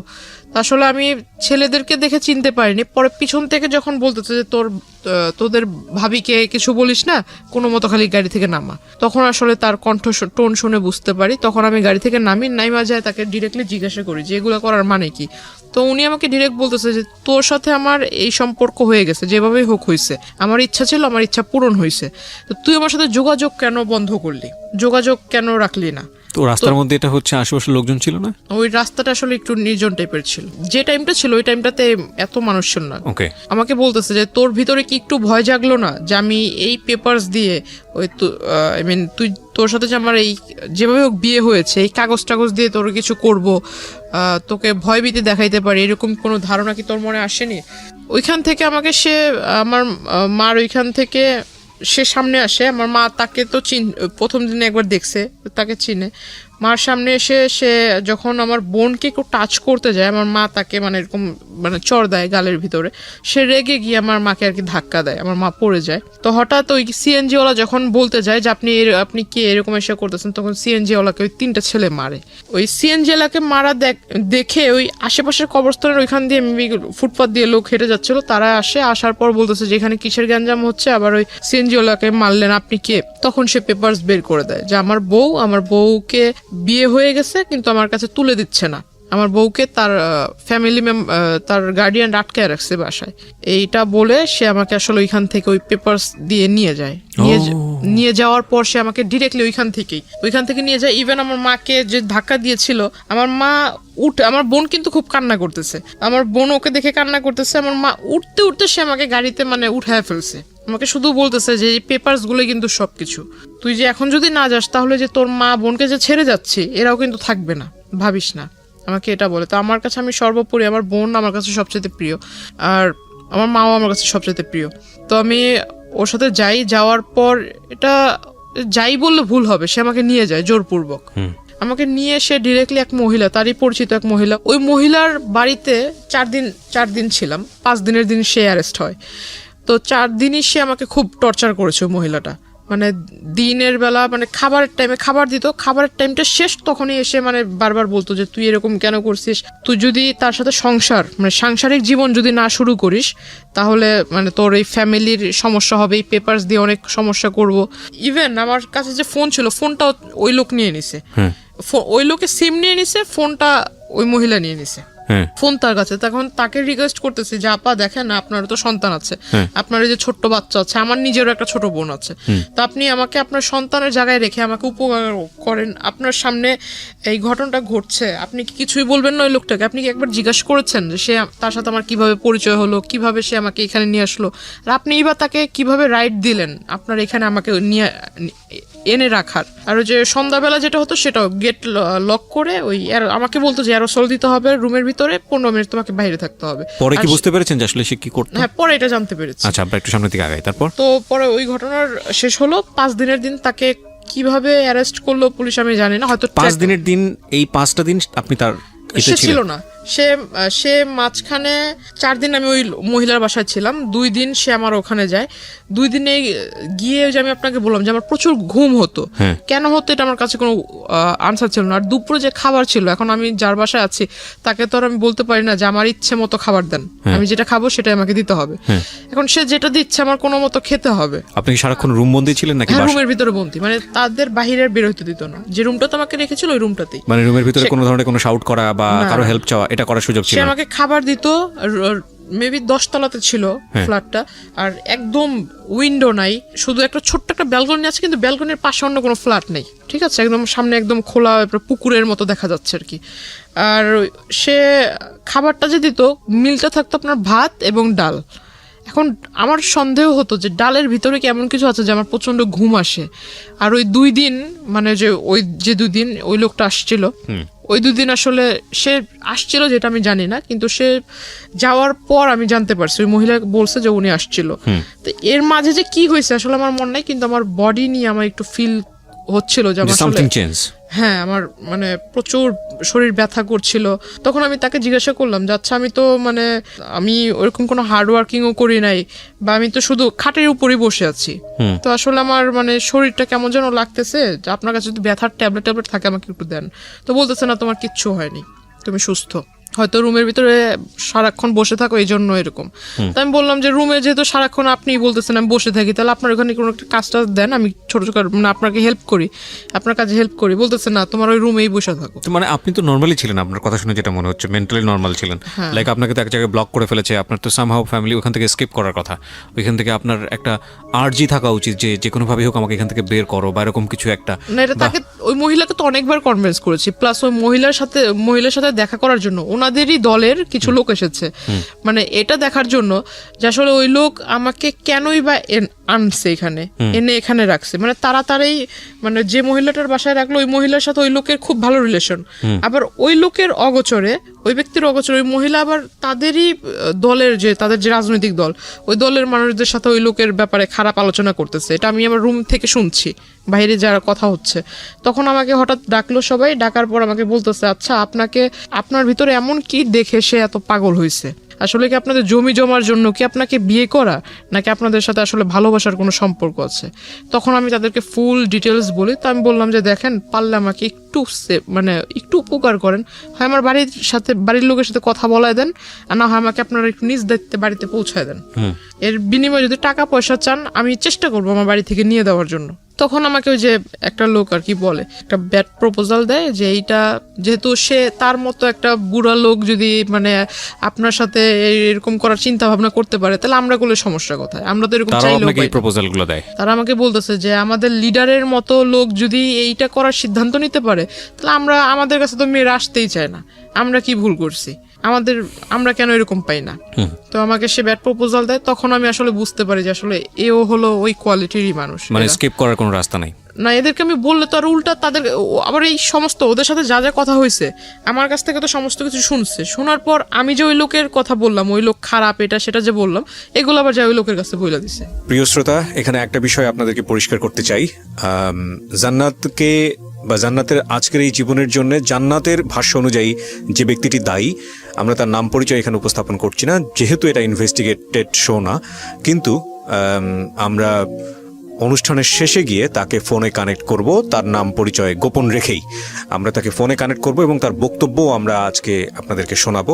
আমরা প্রথমে জান্নাতকে বা জান্নাতের যে পরিবার এখানে এসেছে তাদের সবাইকে ফ্লোর দিতে চাই, তাদের কথা শুনতে চাই, এবং সেখান থেকে যে প্রশ্নগুলো উদ্ভাবন হবে সেগুলো নিয়ে আমরা যে ব্যক্তিটি আজকে জান্নাতের জীবনের জন্য এই জায়গাটায় দায়ী, তার সঙ্গে আমরা কথা বলবো একেবারে অনুষ্ঠানের শেষে। সুতরাং সঙ্গে থাকবেন আশা করছি। এখানে একটা বিষয় আপনাদেরকে পরিষ্কার করতে চাই। জান্নাতকে বা জান্নাতের আজকের এই জীবনের জন্য জান্নাতের ভাষ্য অনুযায়ী যে ব্যক্তিটি দায়ী, আমরা তার নাম পরিচয় এখানে উপস্থাপন করছি না, যেহেতু এটা ইনভেস্টিগেটেড শো না। কিন্তু আমরা অনুষ্ঠানের শেষে গিয়ে তাকে ফোনে কানেক্ট করব, তার নাম পরিচয় গোপন রেখেই আমরা তাকে ফোনে কানেক্ট করব এবং তার বক্তব্যও আমরা আজকে আপনাদেরকে শোনাবো। আমরা প্রথমে জান্নাতকে বা জান্নাতের যে পরিবার এখানে এসেছে তাদের সবাইকে ফ্লোর দিতে চাই, তাদের কথা শুনতে চাই, এবং সেখান থেকে যে প্রশ্নগুলো উদ্ভাবন হবে সেগুলো নিয়ে আমরা যে ব্যক্তিটি আজকে জান্নাতের জীবনের জন্য এই জায়গাটায় দায়ী, তার সঙ্গে আমরা কথা বলবো একেবারে অনুষ্ঠানের শেষে। সুতরাং সঙ্গেই থাকবেন আশা করছি। আমি কথা না বাড়িয়ে গেস্টের কাছে আবারও ফিরতে চাই আমরা যেখানটায় ছিলাম। তারপর ওই লোক 5 দিনের যেদিন ধরা খায়, ওই দিন দিনের বেলা সে আসে, আইসা আমাকে জিজ্ঞাসা করে যে তুই এগুলো বলছিস আমার নেতাকর্মীর কাছে। আমি বললাম না তো, আমি এত কিছু তো বলিনি। তো বলতেছে না, এই যে এগুলো এগুলো বলছিস, তারা আমাকে মিথ্যা বলেন। আপনি স্কিপ করেন কিভাবে ওখান থেকে? স্কিপ করার কোনো সুযোগ ছিল না। কি হলো, মানে বেরোলেন কিভাবে? তাকে অ্যারেস্ট করে সে আমাকে আপনি জানলেন, আপনি কিভাবে বেরোলেন? আপনি তো আগে জানেননি অ্যারেস্ট হয়েছে। হ্যাঁ, ওইখানে হয়েছিল কি, আমি ওই তাদের মধ্যে একজনকে রিকোয়েস্ট করেছিলাম যে আপনারা কি মানে তার ওয়াইফ বাচ্চা কারো ডিটেলস জানেন কি, বা তার ওয়াইফের নাম্বার টাম্বার আছে কিনা। তো একজন বলতেছে যে হ্যাঁ, তার ওয়াইফের সাথে তো আমাদের খুব ভালো রিলেশন। তাই আমি বললাম আপনি একটু পারলে ওনার ওয়াইফের সাথে আমার কথা বলায় দেন, আর না হলে ওনার ওয়াইফকে এখানে আসতে বলেন। ওনাকে বলি, তো ওই লোকটা করছে কি যে ওই লোকটা আবার আমাকে ওই দিনই বললো যে তুমি আমার বোনের মতো, এরকম করে বললো। তো আমি আবার একটু বিলিভ করে ফেললাম, যেহেতু বোন বলছে হয়তো ভালোই হবে। তো উনি করছে কি, ওনার ওয়াইফকে আনছে। আনার পর ওনার ওয়াইফ আমাকে বলতেছে যে চল তুই আমার সাথে চল, মানে খুব রাগান্বিত হয়ে বলতেছে। তার ওয়াইফ ওইখানে আসার পর তার ওয়াইফ আমাকে এই কথা বলে যে আমার সাথে চল, তুই আমার সাথে গেলে আমার বাসায় যাবি, যাই ওইখানে থাকবি, তারপর আমি সবকিছু শুনে টুনে তোরে তোদের বাসায় দিয়ে আসবো। তো যার বাসায় ছিলাম সে মহিলা আমাকে বলতেছে যে না তুমি ওনার সাথে যেও না, ওনার সাথে গেলে উল্টা আরো তোমাকে মারবে ধরবে। তো আমি বললাম তাহলে আমি কি করব? তো বলতেছে যে এখান থেকে তুমি বরঞ্চ যে আমাদের আরেক ভাই আছে ওনার সাথে তুমি কোনো মতো রোডটা পার হোক। ওই লোকটা আমাকে নিয়ে সিএনজি করে নিয়ে আমাকে নিয়ে চলে গেল আপনার ওইখানে আমাকে নিয়ে গেল। নিয়ে যাওয়ার পর আমাকে বলতেছে যে এখান থেকে বাসে করে আমাকে আমার বাড়িতে পাঠায় দিবে। এখন বাসে করে যে আসবো, আমার কাছে তো টাকা নেই, বাসে করে না হয় সে পাঠায় দিল, আর সে আমাকে বাসের ভাড়াও দিবে না, বাসে করে পাঠাবে বাসের ভাড়া দিবে না। তখন ওই লোক ফোন দেয়, ফোন দিয়ে তাকে জিজ্ঞাসা করে যে আমাকে নিয়ে কোথায়, মানে তার সাথে আবার তার ওয়াইফের অন দ্য স্পটেই তার ওয়াইফ আমাকে আবার ঢোকার সাথে সাথেই 2-3টা চর দিছে। এইটা আবার ওই লোক জানতে পারছে, যার বাড়িতে রাখছিল তার কাছ থেকে জানতে পারছে। তো সে করছে কি, এইটা শোনার সাথে সাথে ওই বাসায় গেছে, তার ওয়াইফকে আবার সে মারছে সবার সামনে। তো ওইটা তো আসলে আমার তো কোনো দোষ না, তার ওয়াইফকে সে মারছে, এটা সে জানতে পারছে। এই জন্য তো সে ফোন দিয়ে জিজ্ঞাসা করে যে লোকের সাথে আমাকে পাঠায় দিল, তার সাথে আমাকে পাঠায় দিল, তার কাছ থেকে তাকে ফোন দিছে। ফোন দেওয়ার পর সে জানতে পারলো যে আমাকে নিয়ে অমুক জায়গাতে আছে। তো উনি বলতেছে যে তুমি ওইখানে থাকো, আমি আসতেছি। উনি আসলো, আসার পর আমাকে ওনার সাথে করে বললো যে তোমার বাড়িতে নিয়ে যাও, তোমার বাড়িতে নিয়ে যাও, আমি আইসা তোমার যা যা ওর থাকার খরচ যা যা লাগে আমি এগুলো দিব। কে বলেছে এটা? মানে ওই যে ওই লোক। উনি আমার ওনার সাথে ওনার বাড়িতে পাঠালো। তো ওনার বাড়িতে পাঠালো। হ্যাঁ, ওনার ওয়াইফের বাসায় ছোট্ট একটা ঘরের ভিতরে মানে তারা থাকে। এখন তাদের হাজবেন্ড ওয়াইফের মাঝখানে আমি কিভাবে থাকবো? ছোট্ট একটা ঘর, এই ঘরের ভিতরে মানে তাকে আমি বলতেছি ভাই দেখেন, আপনি আমাকে দয়া করে আমার বাসায় পৌঁছায় দেওয়ার ব্যবস্থা করেন, আমাকে বাসায় পৌঁছায় দেন। আর আপনি তো এই সমস্ত ঘটনা নিজেও দেখতেছেন, আপনি যেহেতু বোন বলে ডাকছেন, আমাকে বাড়িতে দেন, আমি খুব উপকৃত হব। মানে যে লোকটার মাধ্যমে পাঠাচ্ছে ওই লোকটার সাথে আপনার কথোপকথন? হ্যাঁ, এই কথা বললাম। বলার পর সে আমাকে বলতেছে যে না, এখন আমি যদি আপনারে দেই তাহলে তো আমার নামে আবার কেস করে দিবে, উনি লিডার যে মানে রাগী লোক, আমি আপনাকে দিব এই কথা জানতে পারলে আমার নামে কেস করে দিবে। তারপর ওইখান থেকে আমাকে সে তার সাথে তাদের বগুড়াতে নিয়ে যায়, তার ওয়াইফের মানে তার শ্বশুর বাড়িতে। মানে উনি আমাকে বলতেছে যে বোন দেখো, তোমাকে যদি এখন আমি তোমার বাড়িতে দিয়ে আসতে যাই তাহলে আমার নামে তো সে কেস করে দিবে, তো আমি আসলে কোনো যাও খেটে খাচ্ছি তাও খেটে খেতে পারবো না। মানে আপনাকে সেভ করতে সে তার বাড়িতে নিয়ে যায়? হ্যাঁ, তার শ্বশুর বাড়িতে নিয়ে যায়, তার ওয়াইফের সাথে, মানে সে সহ তার ওয়াইফ, তাদের দুজনের সাথে আমাকে তাদের শ্বশুর বাড়িতে নিয়ে যায় বগুড়াতে। আপনি কি ইন দ্য মিন টাইম আপনার ফ্যামিলির সঙ্গে যোগাযোগ করতে পেরেছিলেন? কল করেছিলাম, কিন্তু সেটা বলে দিছে ওনার ওয়াইফ বলে দিছে। আপনার ফ্যামিলির সঙ্গে কথা হয়েছে? আপনার মার সঙ্গে কথা হয়নি, কল করেছিলাম, কল রিসিভ করেনি। ওকে, আননোন নাম্বার দেখে কল রিসিভ করেনি। কিন্তু এটা আবার অলরেডি আপনাকে যে চিন্তাই করেছে বা যে অপহরণ করেছে সে ইনফর্ম হয়ে গেছে। ওকে, তারপর জেনে গেছে। তারপর ওই বগুড়া থেকে সে হয়তো কোনো কিছু একটা ভেবেছে ওইখানে সেফ না, বা আমাকে রাখলে সে ধরা খায় যাবে। আর এই মাঝখানে সে জানতে পেরে গেছে, তাকে অনেক সাংবাদিক বা পুলিশের লোক সোর্স তাকে ফোন করেছে, এটা সে জানতে পেরেছে। আর সে হয়তো কিছুটা ধারণা করতে পেরেছে যে পুলিশ তাকে খুঁজছে, এরকম কিছু। মানে সামহাও আপনার ফ্যামিলি থেকে স্টেপ নিয়েছে ইতিমধ্যে। ওকে, আমাকে বগুড়া থেকে ওই রাতের মানে যেদিন গেলাম বগুড়াতে আমাকে নিয়ে গেল, সেদিনই ভোরবেলা মানে সন্ধ্যাবেলা এখান থেকে গেল, ওইখানে যে পৌঁছেছি রাতের মেবি 2টার দিকে বা 2:30টার দিকে। ভোরবেলা সে আমাকে ওইখানে চলে গেছে আনার জন্য। সে আনবে, এটা কিন্তু 5 দিনের ঘটনা। সে আমাকে আনবে, আনার পথেই মানে ওই সে ধরা খায় আর কি পুলিশের কাছে। হ্যাঁ, পুলিশ তাকে অ্যারেস্ট করে। আমাকে থানায় বসায়। থানায় বসানোর পর আমাকে মানে যে মামলা নিবে এটা জিজ্ঞাসাবাদ করতেছে, তখন তার ওয়াইফ আসে। তার ওয়াইফ আইসা মানে আমাকে ওই ফোনের ভিতরে দেখায় যে আমি ওই যে আপনাকে বললাম যে গোসল করবার ঢোকার আগে যে 15 মিনিট আর সন্ধ্যাবেলা ঘুমানোর যে 15 মিনিট যে একটা ব্রেক দিত, ব্রেকের ভিতরে মহিলা ঘরের ভিতরে যাই করতো, ওটা তখন আমার সন্দেহটা বাস্তবায়ন হয় যে হয় কোনো স্পাই ক্যামেরা নয়তো কোনো ফোন সেখানে সেট করা থাকতো। আর সেই গোসল করার ভিডিও প্লাস আমি যে ঘুমাতাম, তো ঘুমের সময় মানুষ কোন টাইপের হয়ে যায় এটা তো কোনভাবে ঘুমায় এটা তো বলা মুশকিল। তো আসলে এই সমস্ত কিছু ইভেন আমি ঘরে বসে বসে যে আমার ফ্যামিলির কথা মানে একা একা কথা বলতাম, সে সমস্ত কিছু ফোনের ভিতরে রেকর্ড হয়ে আছে। তো এই সমস্ত কিছু আমাকে তার ওয়াইফ দেখায়, থানার ভিতরে আসে, আইসা আমাকে দেখানোর পর সে আমাকে আবার তার বাচ্চা 2টা বাচ্চা আমাকে বলতেছে, তুই যদি আমার বাচ্চাদের দিকে তাকায় আমার বাচ্চার বাবাকে যদি সেভ না করিস, আমার বাচ্চা বাবা যদি জেলে চলে যায় তাহলে তোর জীবন শেষ। মানে এগুলো আমি পুরো একদম নেটের ওয়ার্ল্ডে ছেড়ে দিব। এটা ওর ওয়াইফ বলে? হ্যাঁ, ওনার ওয়াইফ বলে। তো এটা আমাকে প্রায় মানে বারবার বলতেছে। আমি ভিডিওটার এই কোশ্চেনটা যদিও কোশ্চেনটা প্রাসঙ্গিক, কিন্তু অনেকেই মাইন্ড করতে পারেন, তারপর আমি করছি কেন করছি সেটা আমি একটু পরে বলবো। সেটা হলো, এগুলো কি সলো ভিডিও ছিল, শুধু ওয়াশরুমের ভিডিও ছিল, নাকি ওই ভদ্রলোক যখন আপনাকে স্লিপিং পিলগুলো খাইয়েছে তারপরে উনি আপনার সঙ্গে কি করেছে না করেছে সেগুলো ভিডিও করেছে? না না, ওইরকম না, শুধু গোসল করার ভিডিওগুলো ছিল। আমি প্রশ্নটা এই কারণেই করেছি যে এটা যদি সলো ভিডিও হয় তাহলে ডেফিনেটলি এটা যদি সে ওখানে ছাড়ে, সলো ভিডিও না যে কোনো ভিডিও যদি উনি ছাড়ে ইন্টারনেটে, যেটা ওনার ওয়াইফ আপনাকে থ্রেট করেছে বা এরকম কোনো কিছু করেছে, আচ্ছা আপনি আজকালকার যুগের একটা মেয়ে, আমি প্রশ্নটা মানে একটু রাগেই করছি আপনাকে, আপনি কি জানেন না বাংলাদেশের সাইবার ক্রাইম নামে একটা আইন আছে? এটা নিয়ে আমাকে আসলে পরে এটা নিয়ে অনেকেই আমাকে অনেক কথা শুনেছে, এবং এটা কত শক্তিশালী আইন এটা আপনি জানেন? তো আমার জন্য আসলে যে আমি আপনাকে বললাম না যে আমি কারোর সাথে মিশি নাই, কাউকে ফ্রেন্ড করি নাই, কারোর সাথে নিজের কথাগুলো শেয়ার করতাম না, এটা আমার একটা বড় খারাপ পয়েন্ট ছিল। পৃথিবীতে কারো মানে বাংলাদেশে কারো বাবারও সাধ্য নাই, যদি কথাটা এভাবে বলাটা উচিত না, যে কোনো মেয়ের বা কারো কোনো পার্সোনাল ইস্যু ভিডিও করে সেটা ইন্টারনেটে ছেড়েছে এবং তারপরে যে ভিকটিম হয়েছে সে যদি খালি মামলা করে এবং সে যদি কোনো আইনি স্টেপ নাই, এটা কারো মানে বললাম তো, এটা মানে কারোর সাধ্য নাই যে সেটাকে তার হাত থেকে বাঁচায়। কারণ অনেকেই মনে করে যে আমি অন্য কারো আইডি থেকে ছাড়বো, অন্য কারো থেকে ছাড়বো, এটার কিছু এটাকে বলে মানে আইপি ট্র্যাক করে এটা ইজিলি বের করা সম্ভব, যেটা কে করেছে এটা বের করা কোনো ব্যাপারই না এবং এটা খুব ইজিলি বের করা সম্ভব।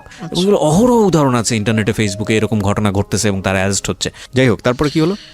ওনাকে তখন মামলা লেখা হলো আর উনি মানে থানার ভিতরে আপনাকে ভয় দেখাচ্ছে, আপনি তো চাইলে পুলিশে তখনই ইনফর্ম করতে পারতেন। তখন মানে আসলে তো উনি আমাকে মানে শুধু সামনে এসে বলতেছে, অথচ আমার মা আমার সামনে আসতেছে, তখন আমার ভিতরে একটা ভয় কাজ করতেছে। আমার মা সামনে এসে আমাকে বুঝাইতেছে যে তুই ভয় না পেয়ে যা ঘটছে সেটা বলে ফেল।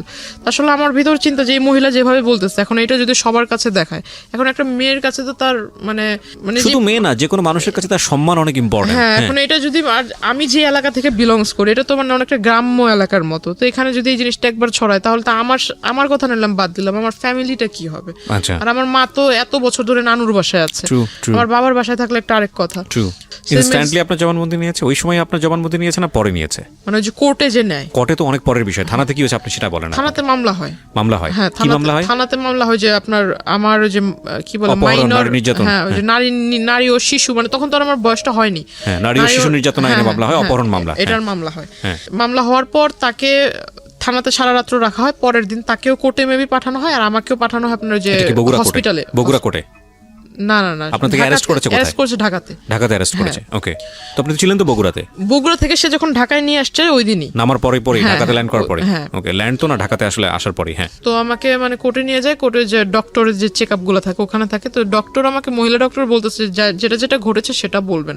এখন মহিলারা তো আমি আর বলতে পারি না যে আমার এই মানে আমি তো নিজেই কনফিউজ যে আমাকে আদৌ কোনো ট্যাবলেট খাওয়াইছে কিনা, আদৌ আমাকে কোনো মানে কিছু খাওয়াইছে কিনা। এখন আমি বলতেছি যে না, আসলে ওরকম কিছু না। আমার ভয়টা ছিল যে ওনার ওয়াইফ যদি কিছু একটা করে ফেলে, আমাকে যেভাবে বলতেছিল, আর ওনার ওয়াইফের ব্যবহারটা খেয়াল করবেন প্রিয় দর্শক এবং শ্রোতা। একটা যেটা হচ্ছে মামলা কিন্তু হয়েছে অপহরণ, নারী নির্যাতন মামলা, ওখানে কিন্তু ওই মামলায় কিন্তু তিনি অ্যারেস্ট, কিন্তু মামলা যেইটার উপরে বেসিস করে মামলার গতিবিধি যাবে সেটা হলো এই মেডিকেল রিপোর্টটা। এটা খুব ইম্পর্টেন্ট।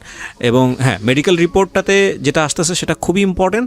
পাশাপাশি পারিপার্শ্বিকভাবে অনেক বিষয়ও লজিক্যাল ব্যাপার আছে, যে না ঠিক আছে তাহলে ওনাকে তুলে নিয়ে গেল কেন বা এরকম কেন করলো, সেগুলোও আছে, কিন্তু মেডিকেল রিপোর্টটা খুবই ইম্পর্টেন্ট। সেখানে কি হয়েছে দেখেন, বলেন। তারপর আমি আসলে ওনার ওয়াইফের কথা চিন্তা করে আমি ভাবলাম যে যেহেতু আমি ওর সামনে ম্যাজিস্ট্রেট আমাদের পরিচিত, পরিচিত ম্যাজিস্ট্রেট, কিন্তু ম্যাজিস্ট্রেট আমার কথা শুনে সে খুব রাগান্বিত হয়ে যায়। আমি যখন বলি সেও খুব রেগে যায় যে যেটা ঘটতেছে তুমি সেটা বলতেছো না কেন, তুমি অন্যভাবে কথা বলছো কেন। তো আমি এটা করলাম, করার পর মানে এখান থেকে তাহলে আমাকে তখন ওই একটা পুলিশ মানে যে মহিলাটা আমাকে মহিলা কনস্টেবল যে নিয়ে গেছিল সে আমাকে বলতেছে তুমি যে এই কাজটা করলে এখন এই লোকটা তো বেঁচে গেল, তোমার এই জবানবন্দির উপরে বেঁচে গেল। ওই জবানবন্দির উপরে যে সে আসলে জামিন পেয়ে যাবে আমি ভাবছিলাম যে মানে যেটা হয়েছে আসলে ভালো তো হয়নি, কিন্তু আমারও তো হাত পা বাঁধার মতোই। মানে অন্য সবাই চিন্তা করতেছে যেটা হয়েছে হয়েছে, মানে তুমি মরে গেছো আবার মরার চিন্তা করতেছো কেন, সবাই আমাকে এইভাবে বলতেছে।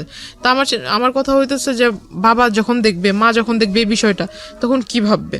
ডিসিশন পাওয়ার পর আমরা নিজেদের যতটুকু যথাসাধ্য চেষ্টা করে যে আসামিকে অ্যারেস্ট করছি, তা আসামিকে অ্যারেস্ট করে লাভটা কি হলো। ডেফিনেটলি মানে ক্ষিপ্ত হওয়া উচিত, আমরা নিজেরাই ক্ষিপ্ত হয়ে যাচ্ছি আপনার কথা শোনার পরে। খুব রেগে যায় তখন, আসলে আমি চুপচাপ ছিলাম। তখন আমাকে সে রাগ করে আমাকে বলতেছে যে ওরে বাড়িতে দিয়েও লাভ নাই, এর থেকে বোঝা যাইতেছে যে আসামির সাথে ওর ভালো কম্বিনেশন আছে। ইউ ডোন্ট ডিজার্ভ ইট, প্রথম কথা হচ্ছে এটা, কারণ আপনি এত বড় রকমের ভুল করেছেন, আনথিঙ্কেবল। ওকে, তারপর তখন আর আমাকে মানে কেউ পাত্তা দিচ্ছিল না, কেউ দাম দিয়ে কথা বলছিল না, কেউ আমাকে মানে কোন একটা ভালো কিছুর জন্য বলছিল না, সবাই যেন এরা চলতো। 4 মাস না 5 মাস পর সে জেল থেকে বের হয়। বের হওয়ার সাথে সাথে আমার মামির সাথে কন্ট্যাক্ট করে, আমার মামির সাথে একটা ভালো রিলেশন তৈরি করে ফেলে। মামির কাছে এই পিকচারগুলো পাঠায়, মামি আমাকে এই পিকচারগুলো দেখায়। মামিকে পিকচার কি নেটের মাধ্যমে পাঠিয়েছে নাকি মেইল করে? মেসেঞ্জারে উনি পাঠিয়েছে। সেটা তো নেটে ছাড়া হলো না, ব্যক্তিগতভাবে আদান প্রদান হয়েছে, কিন্তু নেটে ছেড়েছে আপনি নিশ্চিত হয়েছেন কিভাবে? এটা তো মামির ফোন থেকে, মানে ওনার যে আপনার আইডি খুলে যে ওইটাতে ছাড়ছে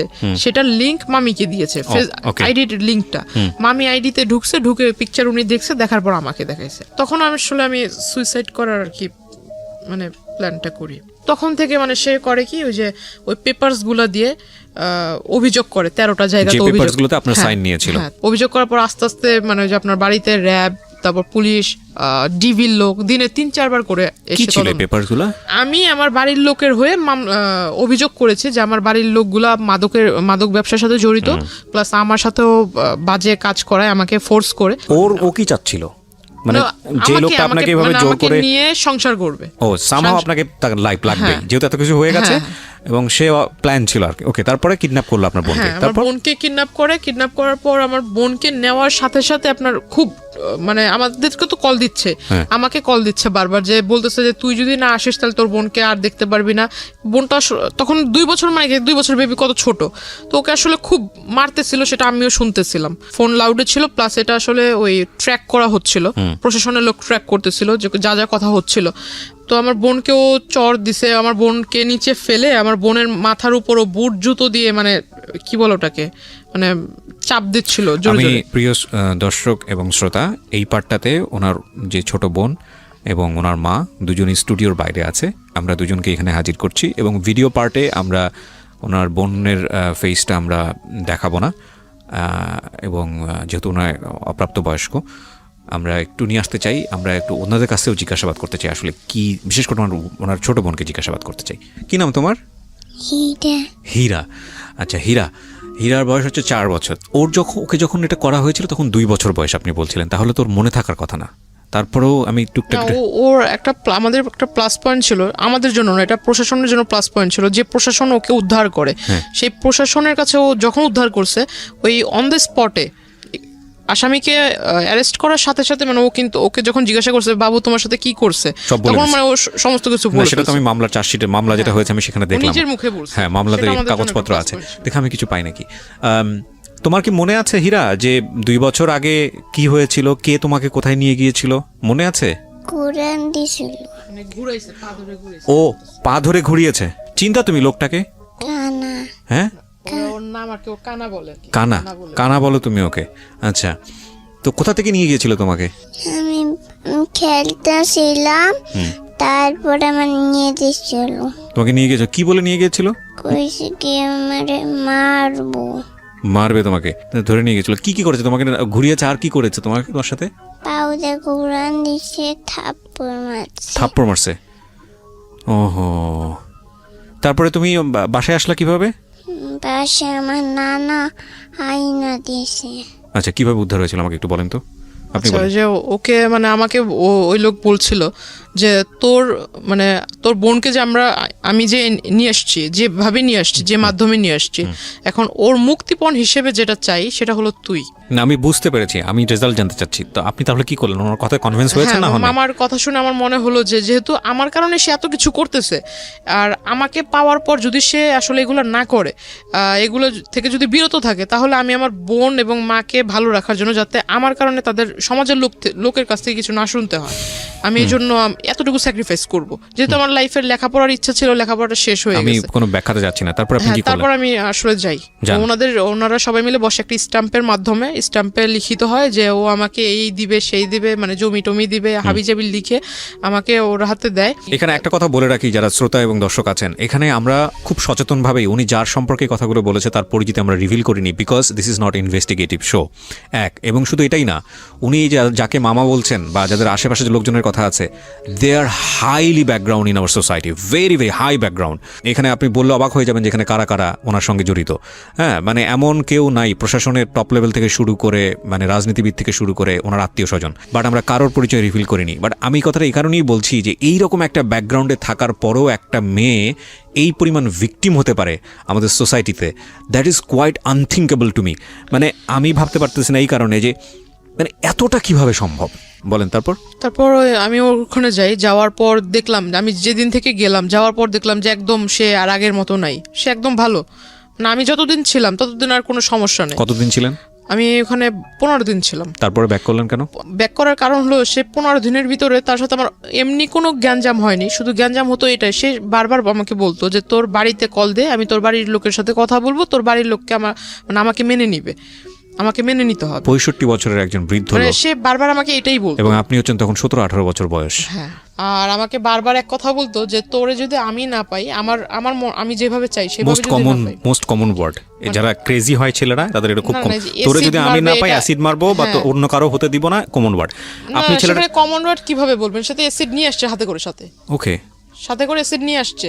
আচ্ছা, মামা আমাকে বাসায় যেতে বললো, বাসায় চলে যাই। বাসায় যাওয়ার পর আমি আসলে গেছি, তার পরের দিনই আমার নামে মামলা করে যে আমি তার বাসা থেকে আসার সময় জিনিসপত্র চুরি করে নিয়ে আসছেন। হ্যাঁ, তার জমি জমার টাকা পয়সা, তার পাসপোর্ট, তার নাকি ট্রান্সপোর্টের লাইসেন্স। বাংলাদেশে এই মামলা অসংখ্য মেন নামে করে যখন এই যে বাসা থেকে চলে আসে।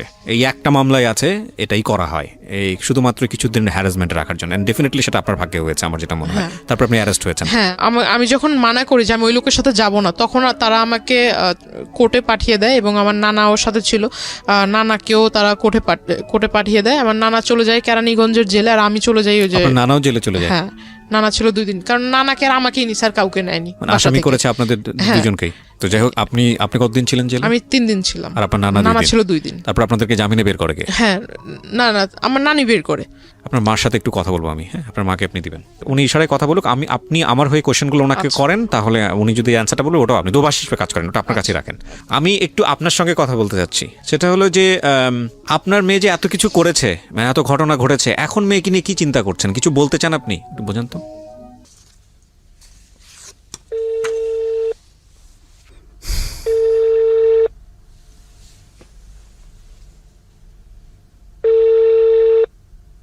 জি, আসসালামু আলাইকুম ভাইজান, কেমন আছেন? ভালো আছেন আপনি? আলহামদুলিল্লাহ। আচ্ছা, আপনার কাছে ফোন দিয়েছি জানার জন্য, সেটা হচ্ছে জান্নাত নামে কোনো মেয়েকে কি আপনি চেনেন? হ্যাঁ, চিনি।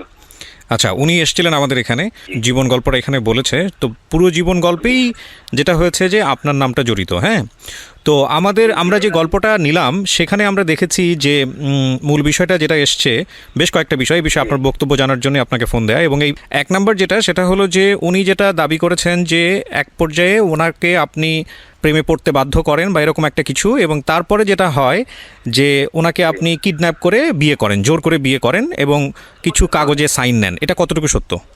100% মিথ্যা। ইনশাআল্লাহ আমি কোরআন শরীফ হাতে নিয়ে আপনাদের সামনে বসবো, আমি সব এভিডেন্স দিয়ে আপনার সাথে বসবো। কিন্তু আমার এখানে যে এভিডেন্সটা আমি পেয়েছি, এই ঘটনার প্রেক্ষাপটে আপনার বিরুদ্ধে একটা মামলা হয়। হ্যাঁ, ওই মামলাটাতে সে 22 ধারা কি জবানবন্দি দিয়েছে, ওটা কি দেখছেন? না, জবানবন্দির আমার হাতে যে চার্জশিটটা আছে, সেই চার্জশিটে আমি যেটা দেখতে পাচ্ছি, এখানে চার্জশিটে আপনাকে দোষী প্রমাণ করা হয়েছে। না, আমি এখনো দোষী প্রমাণ হয়নি, মামলা প্রায় খালাসের পথে। যে সে তাকে যে অপহরণ করা হয়েছে সে যে বলছে, এবং সে যে 22 ধারায় জবানবন্দি মাননীয় বিজ্ঞ আদালতে সম্মানিত ম্যাজিস্ট্রেট সাহেবের কাছে দিয়েছেন, ওই 22 ধারার কাগজটা তাকে দিতে বলেন। ওইখানে সে কি সেইটা প্রমাণ করে গেছে যে আমি তাকে কিডন্যাপ করি নাই। তারা তো শুধু তাদের কথাগুলোই বলছে, কিন্তু তারা মিথ্যা কথাগুলো বলছে। তো যেই জিনিসগুলো আমার হাতে এসছে প্রমাণের জায়গা থেকে, একটা হচ্ছে কিছু তদন্ত রিপোর্ট। প্রথম যে মামলাটা হয়েছিল আপনার, উনি যে মামলাটা করেছিলেন, সেই মামলায় আমি যেটা দেখতে পাচ্ছি যে চার্জশিটটা দেওয়া হয়েছে, সেই চার্জশিটে স্পষ্টভাবেই বলা হয়েছে যে আপনি ওনাকে কিডন্যাপ করেছেন। এবং এর পরবর্তী বক্তব্য আপনার যেটা, আপনি যেটা বলছেন যে 22 ধারা বা মামলা ডিসমিসের পথে আছে, এটা হচ্ছে আপনার বক্তব্য, তাই তো? হ্যাঁ, 22 ধারা সে বিজ্ঞ আদালতে যে জবানবন্দি দিয়েছে ওই ধারাতে বলছে আমি তাকে অপহরণ করি না, সে স্বইচ্ছায় আমার সাথে গিয়েছে। আচ্ছা, এটা হচ্ছে এই প্রেক্ষাপটে আপনার বক্তব্য, কিন্তু আপনি কোর্টকে রেফার করছেন। 1 2 নম্বর যেটা, সেটা হচ্ছে আপনার বিরুদ্ধে আরও একটি মামলা হয়।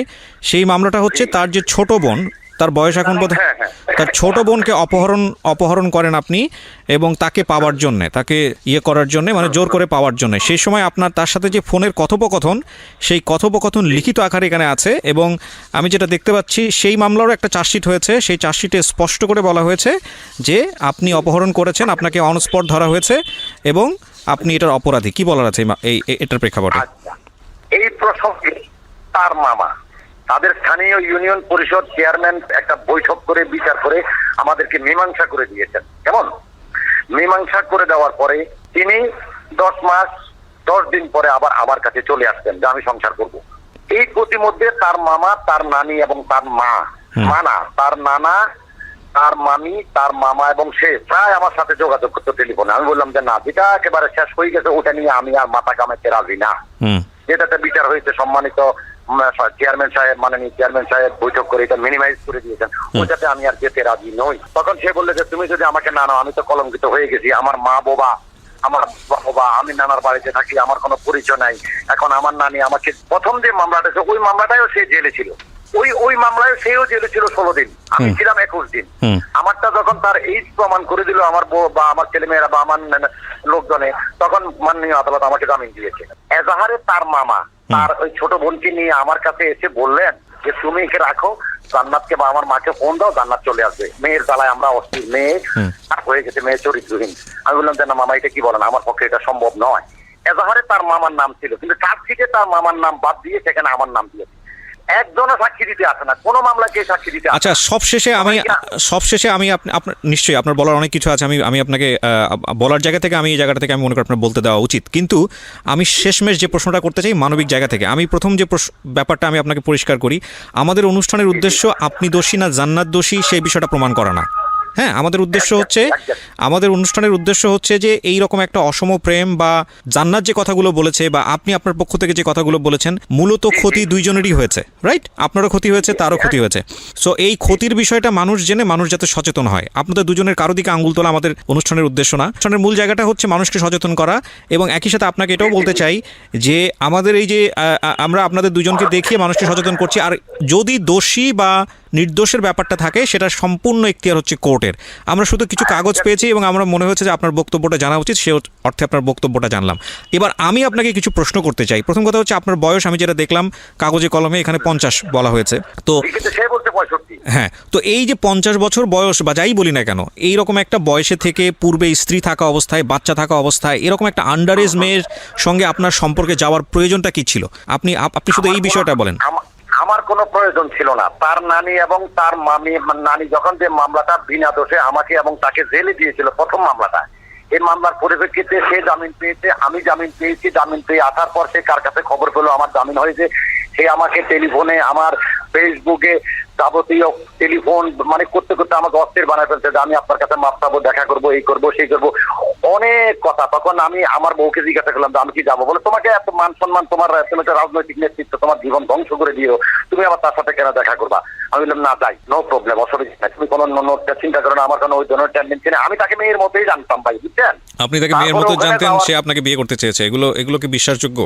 মানে আপনি বলেন, আপনি যদি একটা রাজনীতি ব্যক্তিত্ব হয়ে থাকেন, মানে আমাকে কি দিয়ে ভাই, আমাকে যদি তার ভয়েস রেকর্ড গুলো আপনি শোনেন, আমার কাছে সব আছে তথ্য, না, ওরা কিন্তু ওদের গুলা দিয়েছে, আমি কিন্তু আমার গুলা এবং ওদের গুলা দুইটা আপনাকে প্রডিউস করবো। আমার লক্ষ লক্ষ টাকা নিয়েছে, তারা জেলও ছিল, তাদের বিরুদ্ধে আমি মামলা করছি, তাদেরকে আমি জেলও খাটাইছি। কিন্তু তার ভয়েস রেকর্ড গুলা, তার চ্যাটিং গুলা, তার ভিডিও সিডি গুলা যদি আপনি দেখেন, তাহলে আমি তাকে দোষী করি না, কিন্তু তার সম্পূর্ণ দোষ হচ্ছে তার নানি। ডেফিনেটলি। সো এই হচ্ছে জান্নাতের জীবন গল্প। আমি শেষ বেলায় এসে খুব ছোট্ট করে যে কথাটি বলতে চাই সেটা হলো যে জান্নাত কতটুকু ভুল করেছে, কিংবা যে ব্যক্তিটি, যিনি 50 ব্যক্তি জান্নাতের এই জীবনের জন্য দায়ী, যিনি নিজেকে এখনও জান্নাতের স্বামী বলে দাবি করলেন, তিনি কতটুকু ভুল করেছেন সেটা আমাদের আজকের এই অনুষ্ঠানে আঙ্গুল দিয়ে তাদের দুজনকে আঙ্গুল দেয়া বা আঙ্গুল দিয়ে দেখিয়ে দেওয়া আমাদের উদ্দেশ্য নয়। আমরা শুধু বলতে চাই যে জান্নাতের মতো ভুল যেন আপনি না করেন।